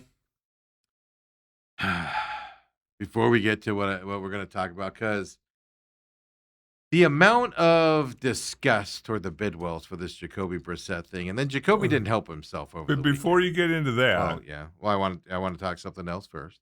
Go ahead. Oh, okay, because I wanted another thing in college football. Did you see where this Ward Manuel, the Michigan AD? Yes. His golden parachute? He gets $7.14 to walk away? Oh, it gets worse, though. Yeah, then he gets monthly stipends. He gets to keep football tickets and everything. And he's quitting, but he's basically been fired, but he gets, in his record, it gets to say that he quit in December. He's being forced out because of all the shenanigans going on. He gets Michigan tickets, and he has golf privileges. The university agreed to make a $108,000 contribution to his retirement account. Every month. Pays, it just said one. Oh, I thought it was every month. No, I think it's $108,000. Oh, I thought it was every month. And pays attorney fees of $82,000. Yeah. You're making $7 million. Shouldn't it cover future payments and stuff? You can join your own golf club. Yeah, why? I don't get it, man. Pay the guy to go away if you have to for the contract, right, and everything. But why all the additional stuff? No, I don't get that either. Yeah. That happened over the weekend. I'm baffled. And then he's getting fired. Yep. And they're like, we'll just put down that you left on your own. No restrictions. He can. He ain't another Big Ten team wants to hire him. He's not going to be an athletic director anywhere else. I don't think he was personally He was, I shouldn't say that. He was there with everything happening, including the last head coach, Sharon's incident. Yes. And there's been those stuff before that. And it's not just the football program, basketball program. I think it was track and field program. Also, there's multiple sports that had problems under his tenure. As well. But I don't get that. Yeah, hey, we want you to go away. We'll pay you $7 million just to leave us. Yeah, but I want all this other stuff. I want a job like that. I've always said, man, I got to become an NFL head coach. Jeez. Sign that deal and just win one game and just look terrible. Then you got to pay me for the next 4 years while I sit at home with my feet up, watching you suck because of what hole I dug you in.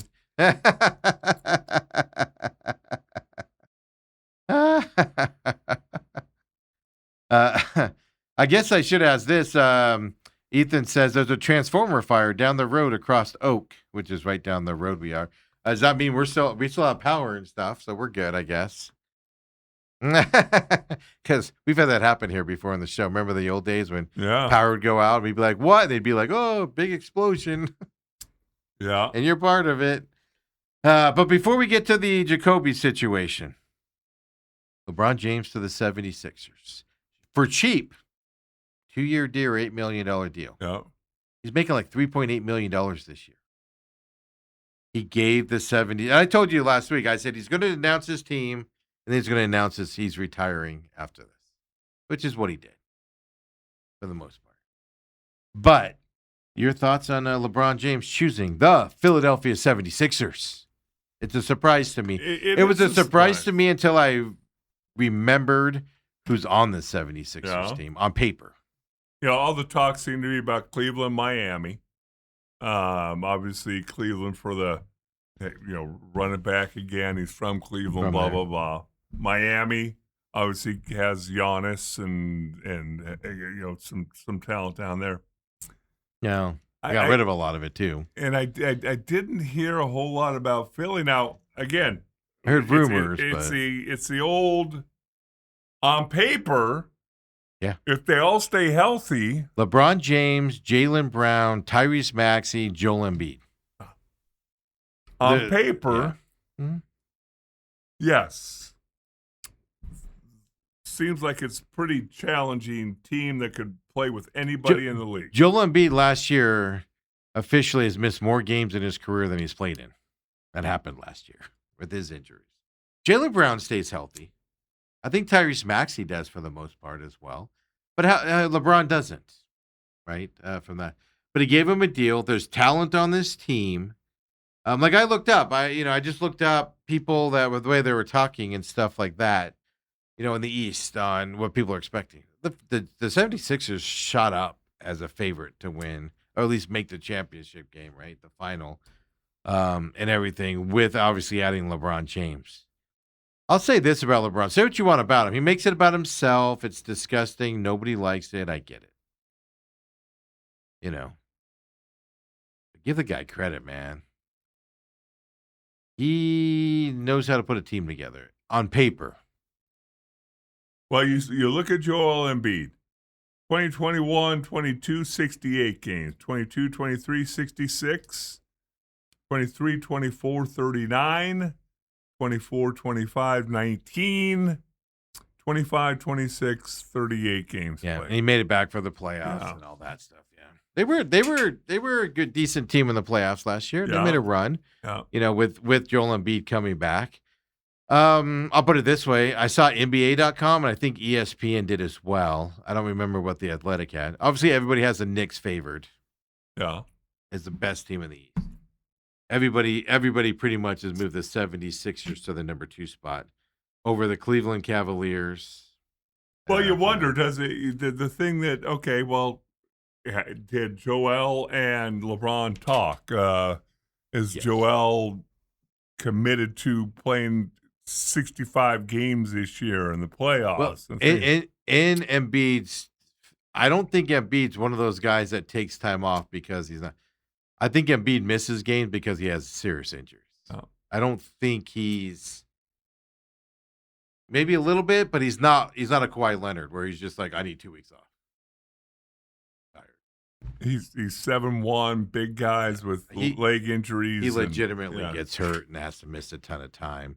Because otherwise he wouldn't have set out that end of that regular season last year and then come back for the playoffs. He would have ramped up to it and he couldn't do it and stuff like that. But so the 76ers have ranked up there as well. And like you said, I mean, last year they were 45-37. I'm not sure LeBron improves them that much, to be honest with you. Well, they also have Jaylen Brown, remember? Well, that's true. I forgot. I really like Jaylen Brown takes a lot of crap because like Jason Tatum's team and stuff. Yeah. But I like Jaylen Brown a lot. Him and LeBron together? I mean, say what you want about LeBron. He's still at 19,000 years old. He's still a 20-point-a-night guy. I'll say this about LeBron. The fact that he signed a 2-year deal for $8 million, he's only making like $3.8 million this year, tells me he knows he's going in there to take a back seat. Yeah, and he wants a chance to win again. Yeah, I think he's there for the championship. Right. I think he's there to buy the deal and stuff like that. So, it's just, can they stay healthy? Now, is the Knicks and or the 76ers or Cleveland, are they better than any team in the East or in the West? I know the Knicks just won it. I get that. But does the 76ers automatically vault above the Oklahoma City or the Spurs, those types of teams? I'm not too sure they do that, but that's why you play the game. The Knicks just won it, and I didn't think the Knicks really had a chance. So, no, it'll be interesting to see. But LeBron doing LeBron things. I'm just glad the national nightmare is over. He just holds everybody hostage the whole time. And his agent, it went right up to the decision. Went right up to the decision, guys. He couldn't make up his mind. But right up to that edge before he decided where he was going to go. Shut up. Well, at least now we know the national TV game schedule can come out. How many 76ers games we're going to be watching this year? How many? LeBron didn't play that many games last couple years either. He's had hip and ankles and. Gotta rest that body, Steve. I mean, can you imagine playing at your age? Well, not just that, but I mean, he's been playing since he was 18, right? In the NBA. So it's not the miles, it's the age. Well, plus he's 38, I think now. Coming up here. No, he's 42. Is he 42? Oh. Let's He's see here. 38. Yeah, it's weird to see. I just pulled him up. Philadelphia 76ers small forward. Last year. He looked weird in the 70s. You know, everybody can AI, Yeah. he looked weird in his 76er. That blue jersey, I was like, ugh, that doesn't look right. Last year he played 60 games. Year before 70. Year before 71. So and then there were a couple years where he played 55, 56, 45. So seems to be in the 60 to 70 game range. Yeah. Well, yeah, I mean, no, he gets injuries. Like last year, I get my years confused now. Had an injury that they were like, oh, he might not make it back in time. Yeah. So, okay. This trend needs to stop. I'm going to change subjects again here. Calais Campbell's mom was just unfortunately, lost her life. Calais Campbell's brother was, arrested for it. Right. Coming out now, Elijah Bieniemy, 27-year-old son of Eric Bieniemy, was arrested for allegedly shooting his mother multiple times Sunday night at their Virginia home. Why is this trend happening lately? Why is family members... Does it say how old the kid is? 27. Wow. What'd you do? Say no, you can't have another $100,000? Or 27-year-old? Eric Bieniemy doesn't make that much money. I bet she's $2 $1 million for the last 20 years. You might be right. It's been consistent over the years. You might be right on that. Yeah. Yeah. What's going on with this situation? That is weird. Well, and then Rob Reiner and his wife you can just put it in the entertainment side. What is happening in this world? I'm just giving up, man. I'm giving up on this world. Is Mars available yet? Elon. I got to call Elon. Is Mars up yet? Is Mars available? Maybe you should send Ethan in for evaluation. LeBron James, 41 years old. He'll turn 42 on December 30th. Yeah, it's coming. It's this year. Yeah. He's not that much younger than you, Steve. No, I was just when he went to, was it his first year when he played the Spurs in the NBA Finals and got swept?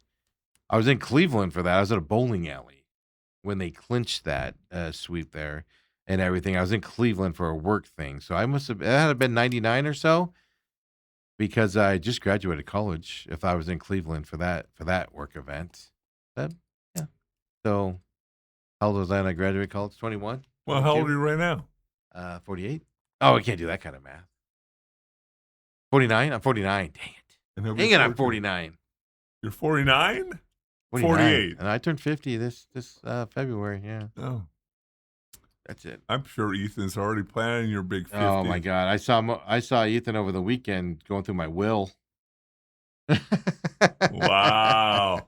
Come on back, folks. We've got to talk. I'm excited. Jacoby's in there. Takes the onus out. Like I said, the quarterback position, I'm not worried about this. It's going to be what it's going to be. And again, we'll talk. Yeah. Come on back, folks. We have things to talk about.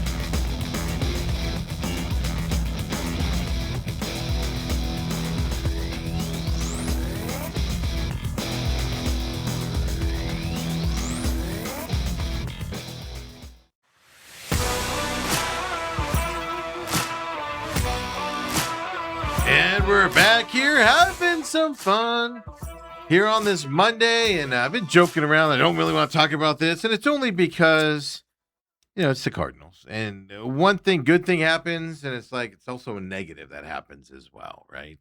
With the Cardinals out there. Did you see over the weekend?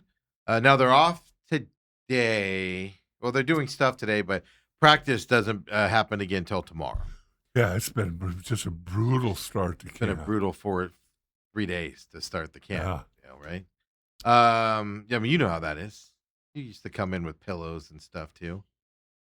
When you were at the Cowboys. Now we were beat to crap. Did you see? I saw Marvin Harrison went up and I saw a ball thrown his way over the weekend. I remember if it was Saturday or Sunday, and right through his hands. Really? Right through his hands. Yeah, it was like whoop. And then I saw he made a catch. He came down with the ball, showing some discomfort on the sideline. Now, he might have knocked the air out of him or something, but it was with his ribs or his stomach area. Hopefully hopefully he didn't break a rib or something. I don't think it's that, but he had some discomfort on that sideline at the end of practice. Yeah, it was yesterday because they have today off. And then everybody said, he didn't do anything after that. So something to watch. Everybody's watching Marv. I'll put it this way. Everybody's paying attention to Marv this year. I was even seeing some people were saying Wilson could win that X role, that X spot that this team has, right, instead of him. And if you move him from an X to a Z or something, I mean, you can talk more about the X's and O's of football, but that's a big difference between the primary receiver and the third receiver. Yep. And the Z's the third receiver, folks, on the team. Most teams that you look at. Well, it's really fascinating you say that because I've seen a lot of stuff about the Cowboys on Twitter where they'll have or even sometimes on Facebook, like they'll have a snippet or, a condensed version of our game against the 49ers. Yeah. And one of them was in that 92 game. I didn't know this. The offensive lineman didn't know that Michael and Alvin Harper would flip sometimes. It depends on the certain plays, though, right? I think the way that they made it sound like anytime Michael wanted to. Oh, really? And so was that to get off the defenders, or was that for? It was to give them a different look, or you run different routes. An X and a Z route are two completely different routes. But in this particular play, the big play that Alvin Harper got late in the game, 80-yard out of the shadow of our goalpost down in their goalpost. I remember that. That was supposed to be Michael's ball. Really? And Michael switched But Michael switched because Alvin had been catching passes earlier in the game on that route. And it literally interviews Michael because he he just sprinted out, lined up at Alvin's position. So then Alvin has to go over to where Michael would have lined up. And sure enough, and then they have Troy talking. Well, the thing is, if they had lined up originally like they're supposed to, that the coverage wouldn't have been the same. Well, that's the difference. That's what I was asking you. It changes the coverage. Yes, they're going to kick a safety over to Michael and things like that. That's what I was asking. Yeah. Were the receivers keen enough where Michael was like, I'm getting double teamed over here on this position, right? And I'm the main receiver, so Troy's having to check down a lot. So if I go to this side of it and go to the Z route or the Y route, whatever you want to say, and he goes over to that, and he goes, let's see what the coverage does there. Maybe Michael will be able to get, or Troy will be able to get the ball. He just wanted the ball. He was not thinking he was going to go 80 yards with it. Yeah. And thank goodness he did, because that's what happened. I mean, Alvin Harper caught the ball, but it has Michael sitting there watching him run, and he starts running behind him, and he goes, "That's my ball." That's my ball. Pretty funny because they generally don't. Now you'll flip the like an X receiver. You'll flip the way the plays ran. So you might normally have the X on the right side. You might move them to the left side. Right. But too often receivers don't switch what they're supposed to do. You're just always that receiver. Yeah. Then there's certain plays you can be, a Z receiver and it, but the play's not destined for you, whatever. But I guess in LaFleur's system, from what I've been reading and looking into as I'm delving into it and getting in the weeds, His system runs through the X receiver, meaning that's your first look, Right. and then you spear it out from that point and stuff like that. But just fascinating. Now it's camp, you know. Jeremiah Love. It's early. Jeremiah Love is doing what we expect Jeremiah Love to do. He's dominating out of the running backs, right now as well. So, we're hearing all the right stuff. I've heard Carson Beck's had a tough camp, which is expected for a rookie. He's trying to learn the playbook, live system. He has defenders now trying to defend, right, to make the team and stuff to that effect. Guys getting into shape, so you expect him to struggle a little bit. Gardner Minshew's look good, but he's been running the offense all off season. Yep. Jacoby Brissett, I know when they talked to him after he signed, I have one clip for you, which this team in opening their mouths, let's just put it that way.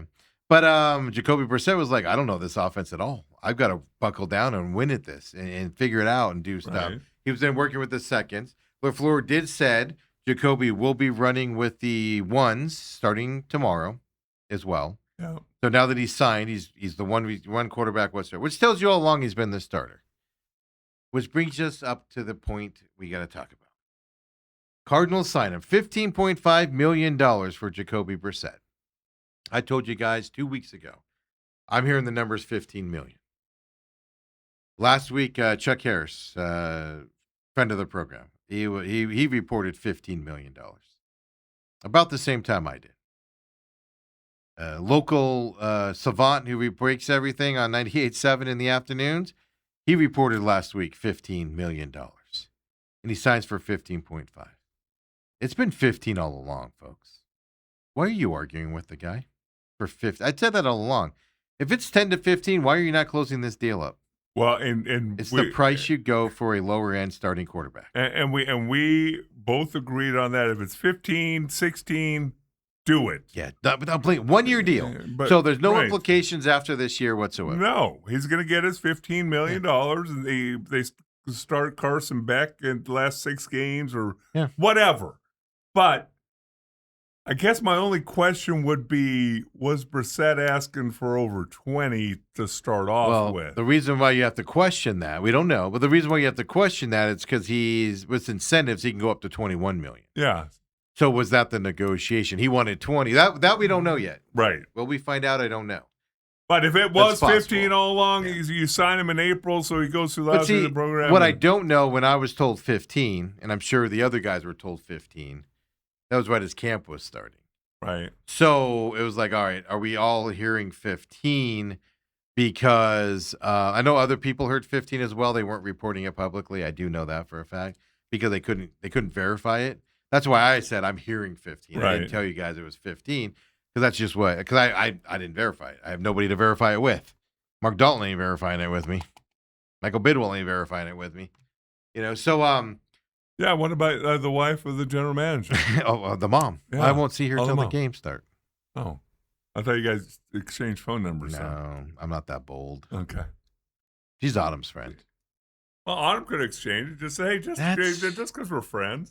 And then make a phone call. That's weird. I'm going to feel bad. Hey, well, what's your son saying about this whole Brissett situation? Interesting enough. I told you, I don't think they necessarily talk in depth about it. Because last year I made a comment about, because the dad was there. And the dad's like this gruff, grandpa, type of a guy, just, and super nice guy. But, he's just a gruff dude.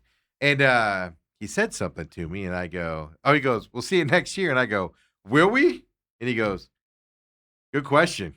Wish I knew. And I was like, they don't talk at all. His reaction was generally, oh shoot, you might be right. And if they were having conversations, he would know, if he was safe or not. Well, I can tell you this, because as a kid, I think I've told you before, my rookie contract, I held out for 3 days. Yes. I didn't know what a holdout was. I didn't know why. I didn't understand why I was holding out. Would you try it for like $30,000 or something like that? No. So what it was back then, as a drafted rookie, you signed a 3-year deal with a 4th-year option at the team option, Well, the fourth year was automatically 125% That's what. Yeah. of what your third year salary was. Yes. And so my agent was holding out for a little bit more on the signing bonus and more on the third year, so that if they chose to keep me, my fourth year would be more. Yeah. And, I'm staying with my parents, and they're seeing the numbers. And so you were sharing with your parents what you were. Right. Okay. The last time I did that. Yeah. Because after that, because my dad was beside himself. He's a mailman who's making whatever he's making. You were negotiating probably his yearly salary. Yeah, and holding out. Yeah. And for an additional amount, by the way. Yes. It's not like that was what you were making. That was like, well, no, I'm asking for this much more. Right. And you're already making more than he's they've offered, yeah. Yeah. And, all at the end of 4 years, all told, that 3-day holdout probably made me an extra $50,000. Yeah. Because I got more in the signing bonus, got more in third year, which means I got more in fourth year. But for those 3 days, my dad every day is like, well, when's your flight? And I'm like, we haven't agreed yet. Why aren't you at work yet? Yeah. Why aren't you at work yet? You going to work today? Yeah. Need a ride? I'll give you a ride. Yeah, but that was the last time I ever talked to my dad. After that, you claimed ignorance? Yeah. Well, yeah, and you're right on that. But that's what I'm saying. That's my evidence. He doesn't sit down and talk to his parents about that stuff. Because, it was genuine surprise when I said that to him. And he was like, you might be right, And I was like, oh. I remember we walked off and I looked at him and was like, he has no idea what's going on with him and stuff like that. It is an interesting way to live life, that's for sure.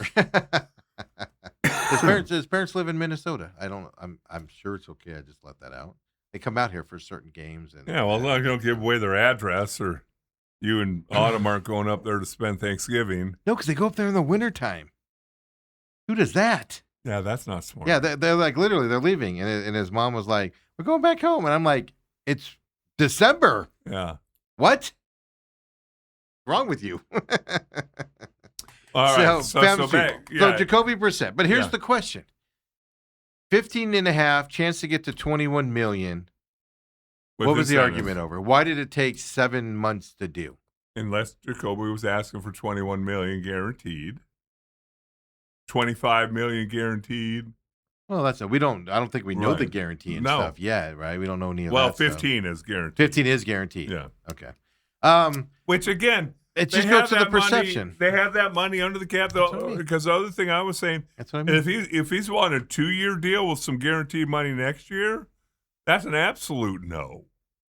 Yeah, absolutely. No, his deal is for 1-year deal. Yeah. But that's the thing. Maybe he was asking for 2 years. Yeah. So he has something next year and stuff to that effect. So maybe he was, if you're going to give me a 1-year deal, well, you pay me more this year to go out there and get my brains beat in and try to win games for you when we all know we're not going to win a ton of games. I think the Cardinals are winning 5 games this year, by the way.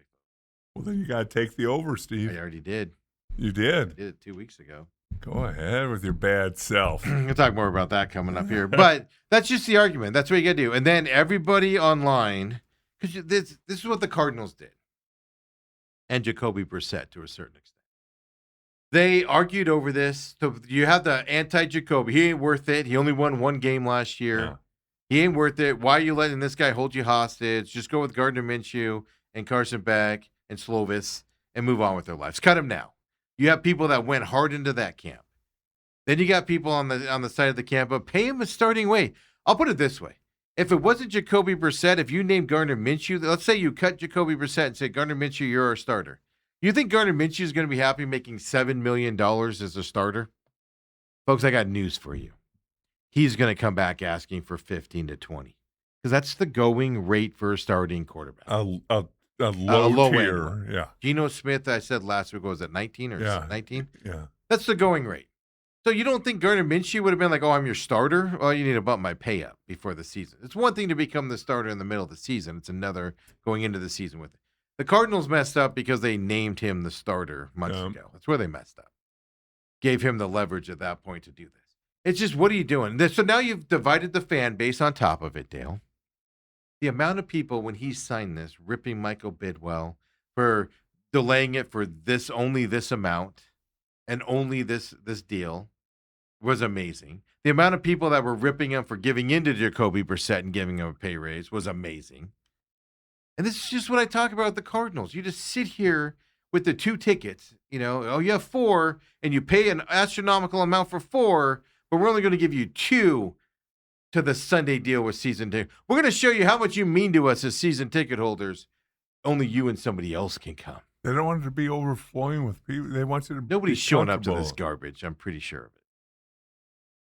So it's just the perception of how you treat people and that stuff. And you gave your fan base more reasons to not like you moving forward. And that's what I don't understand what they do. I don't understand it all. I'm happy Jacoby's in. I think Jacoby's the best chance they've got to win games early in the year.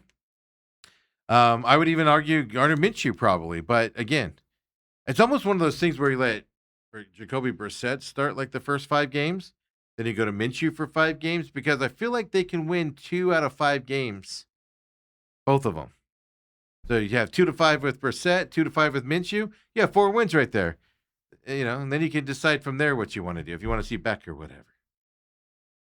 It's almost like we got to do that, but it just goes to the whole perception side of it. And then Jacoby Brissett, Ethan, turn this volume up. We might have to play it a couple times here. Jacoby Brissett goes to the podium after he signs. He's going to start with the starters tomorrow. He's got to learn the offense. Completely different. I think he'll fit in good with this offense. I do. But he goes to the podium, and it says things like, hey, I don't know this offense. I've got to study harder now. I got to get out there. We got to practice and get this knocked out, blah, blah, blah. He said all the right things there. And I left the question here. I don't know if you'll be able to hear it, but he's asked about if he cares what the fan reaction is to him signing. Because it was super negative, at least on the social medias, of the Cardinals signing him for $15 million. The amount of fans that are upset about it, it was shocking to me. Here's Jacoby Brissett's response. I left the question in. You might not be able to hear it, though. Here we go. About what? The fact that holding out after going 1-11 for a team that struggled a year ago. So what's the question? What would you say to those folks? Could care less. Deal got done. I don't know, Dale. What's your opinion of that? It's my money. I don't care. I don't care what you think. I agree with because the day a player starts caring what the fan thinks is the day you're probably not in the NFL very long, right? I would think so. But then you sit there and you say that to people that are royally up in arms with pitchforks that Cardinals gave in to you. What could he have said that would have made them be happy with it? Well, they never would be happy. That's issue number 1. But number 2 is you go, you know what? Deal got done. I'm excited to be into camp.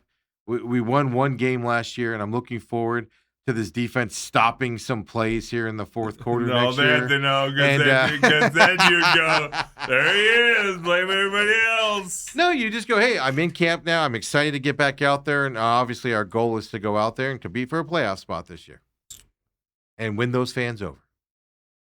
That's how you answer. By the way, that's how you answer. When you talk about winning 2 of 5 and the 2 of 5, the Cardinals start off, they're at the Chargers. Oh, yeah, win. Seahawks visit the Cardinals. Win. Catch the Seahawks early with the offensive coordinator change. And then they go to the 49ers. Oh, win. Shanahan might not even be coaching at that point. Yeah, by week 3. Yeah. He'll be there week 3. By the way, folks, I'm being sarcastic with my comment. And then they go to the Giants. Oh, that's a win. Jackson Dart. And then they got the Lions coming in. 4th place team. They're garbage. And then they're at the Rams. Oh, yeah. That's week 6. They're giving away the championship rings from 2021. They'll be all hopped up on that. They won't even know what's happening. And then Denver comes to State Farm Stadium. Yeah, they're just gonna fall down. And then the Cardinals go to the Dallas Cowboys on November 1st. That's a win. Yeah. There you go. Look at that. Gardner Minshew and Jacoby Brissett mixing it up. Now, the one thing I would say about Jacoby Brissett, because I was of this thinking too, they won 1 of his 11 games that he started. Yeah. You were on that. You were on that bandwagon. Well, I did say that. Okay. Well, it's a fact. But at the end of the day, I remember us both coming in here when he took over for Kyler. Mm-hmm.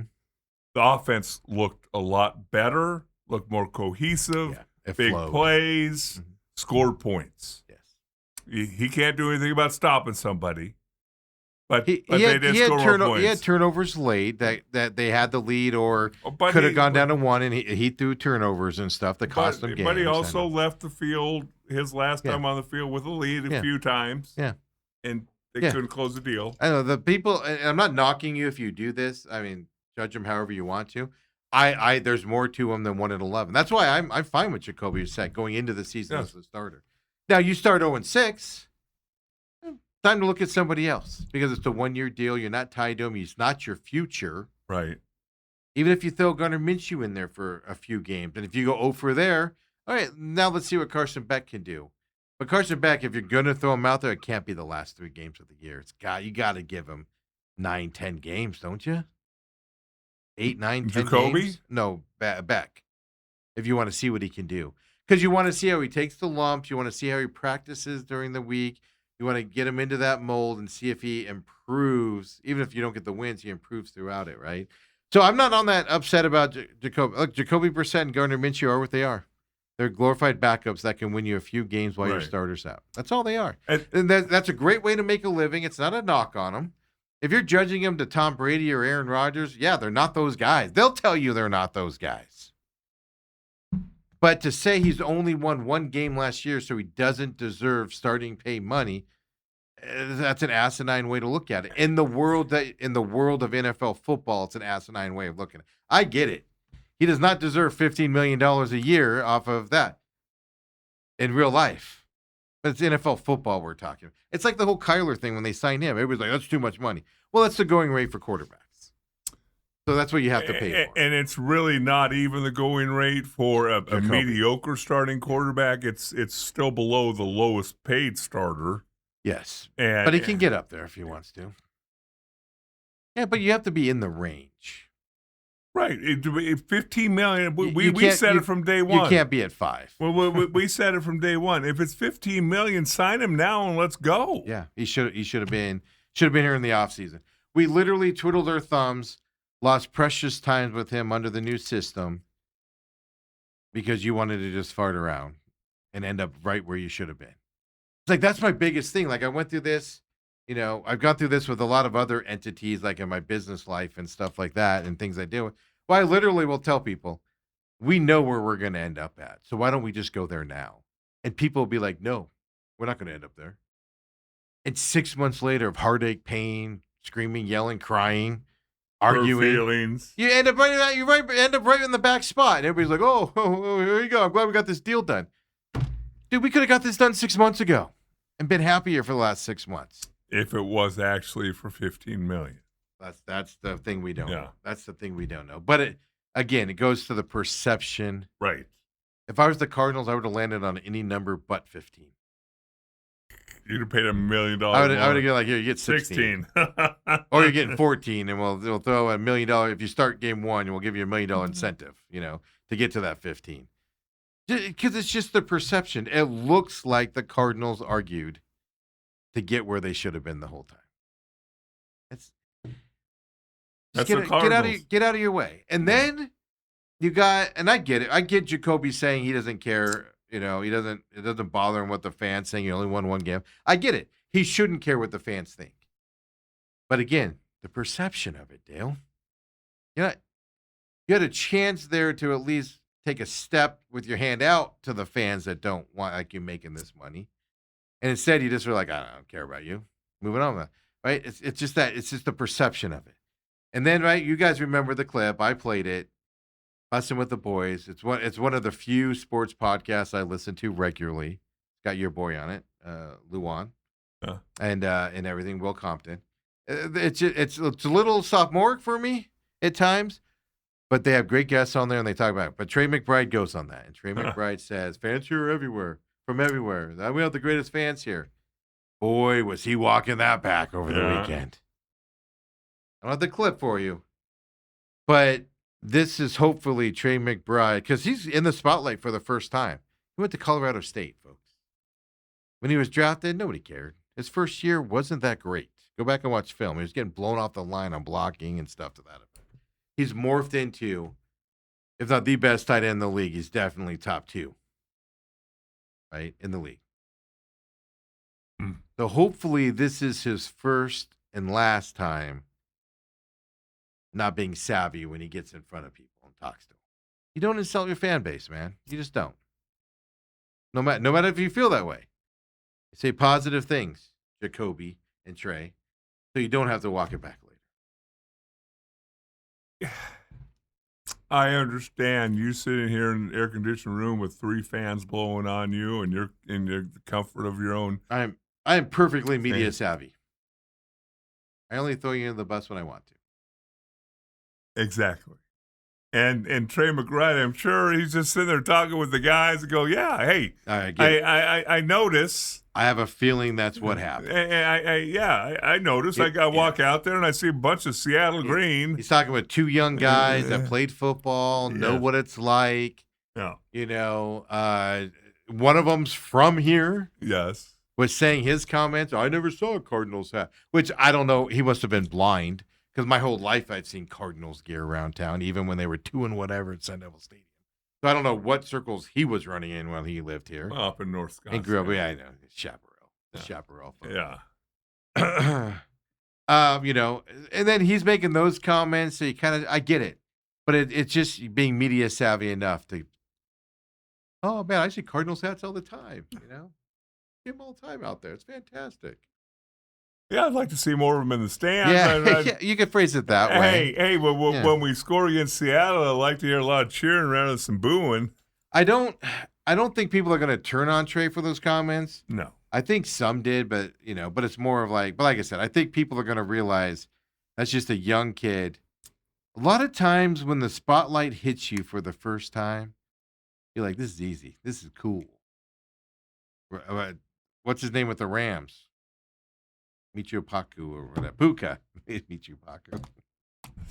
Puka. Wow, Ethan knows Puka's name. Yeah. That was quick. Right?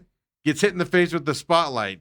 Unassuming kid. Nobody paid attention to him. And all of a sudden, everyone's paying attention to him. And trouble right out the gate. It hits you hard. It hits you fast. What I'm saying is give these guys some media training, people here, Cardinals. They need it.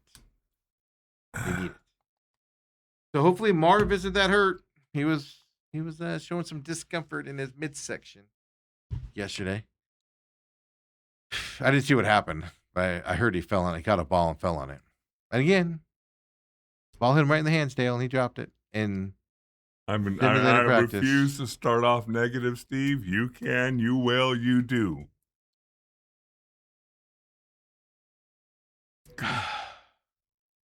Oh, Ethan says it was Marv's back. Oh. That's not good. You don't want a receiver with back injuries before it even starts. That it, Dale. I think that's all the bad news we got for everybody today. Boy, then the show's over with. Daniel Jones said on Pat McAfee's show this morning he's fully cleared from the torn Achilles he suffered in December. You think he can come back from an Achilles tear in December? He says he'll be on the field for the start of training camp this week. That's one hell of a recovery because that thing was, wow. Is he in Indianapolis? Indianapolis. Oh. Yeah, remember he went there and had great. He was leading them. They fell apart after he got hurt. Yeah, well, they ended up signing a guy out of leave for 10 years. Forgot about that. So, I can tell you this. A couple insiders around the Diamondbacks are saying, Ketel Marte, the unfollowing has nothing to do with the trade. Diamondbacks have told the insiders, at least, there's no way they're trading him here. It's 6 days to go. Yeah. Which means he's upset about something. Right. And they're not going to trade. I don't know if that's good. Well, I was going to say. Is that good? Things obviously can change in 5 days. Right. You know? Right. I just like I said, I see patterns and stuff to that. In the lineup on the 23rd, scratched an hour later with a back issue. Played all weekend. Unfollows them. Something's up in Smallsville. Something was said or something he didn't like, and this is his standoff. This is his thing in the ground, right? Flag in the ground. Yeah. Chris Sims is talking about Kyle Shanahan's information delay on the program today. I don't know what he's saying, but I'm fascinated by that story. I get it. It's private. Like I said, I get it. It's private. But just to even go, hey, Kyle Shanahan was in an accident. He's all right. Yeah. Badly bruised. He's going to have to miss the beginning of training camp in 11 days. He had a bad concussion. You just say that. Right. Even in a press release, you say that. Keep it quiet. It's weird to me, man. That is. And then the media went along with it. Now, it happened at the time where nobody's around. None of the beat writers are at the facility because nobody's practicing. Right. Everybody's on vacation. Coaches are on vacation and all that stuff. So it's easy to hide it in this period. Any other time of the year, you ain't hiding that. People are going to notice Kyle Shanahan's not around. Yes, he's going to miss practice, and yeah. Hey, Or even in April, after OTAs end, they're still there working and stuff to Right. that. So it happened at the right time. So it's going to be fascinating to see. But my bigger worry there is you're just not going to be able to trust any information around the NFL moving forward, especially when it looks like they colluded with ESPN to put it out. We talked about that earlier as well. So Nathaniel Hackett, he implied James Conner's the leading candidate to be running back one. Everybody else is saying it's Jeremiah Love and not close. Nathaniel Hackett's going to screw this whole thing up, isn't he, Dale? well, as your best friend at the afternoon show at 98.7 has said, the one thing about Hackett is he will not be calling plays. I agree with that. Yeah. I would be upset if he was calling play. He's there to help out LaFleur. Yeah. He's helped to be his eyes, Although, his thing, and Nathaniel Hackett's really good, by the way, at the role he's in. He's had success at that role. He hasn't had success calling plays or being a head coach or anything to that. Right. He's had success at his role with the Cardinals, so that is a plus. But you do have to worry about his judgment. But he's also the guy that goes up there and he's just mouthpiecing it, right? Yeah, but if he's mouthpiece, that means he heard it from somebody else. No, that's what I mean. Somebody told him, like, go up there and say Connor's the number one guy today. So we know it's going to be Love, right? All right, folks, we're out of here on this Monday. Everybody have fun. We'll see you on Tuesday, everybody. 8 a.m., 8 to 10 as well. Follow us on YouTube at TME Media AZ. Really quick, Ethan said, I want to see Beck or Gardner and not Jacoby. I know Ethan's not on the Jacoby bandwagon out Who there. cares what he thinks? Robert says, didn't Jalen have comments about Bronny? Yeah, he's the one that said he didn't belong in the league. And now him and LeBron are teammates. I wonder if they had that talk before before LeBron signed there. Well, here's the other side of it. Jaylen Brown wasn't wrong. No. Papa Mike says, it sounds like Steven has a plan to get them to the over. It's all about Steven winning his bet, I guess. Like it's $10. It's not about winning it. I just think they're gonna overperform a little bit this year.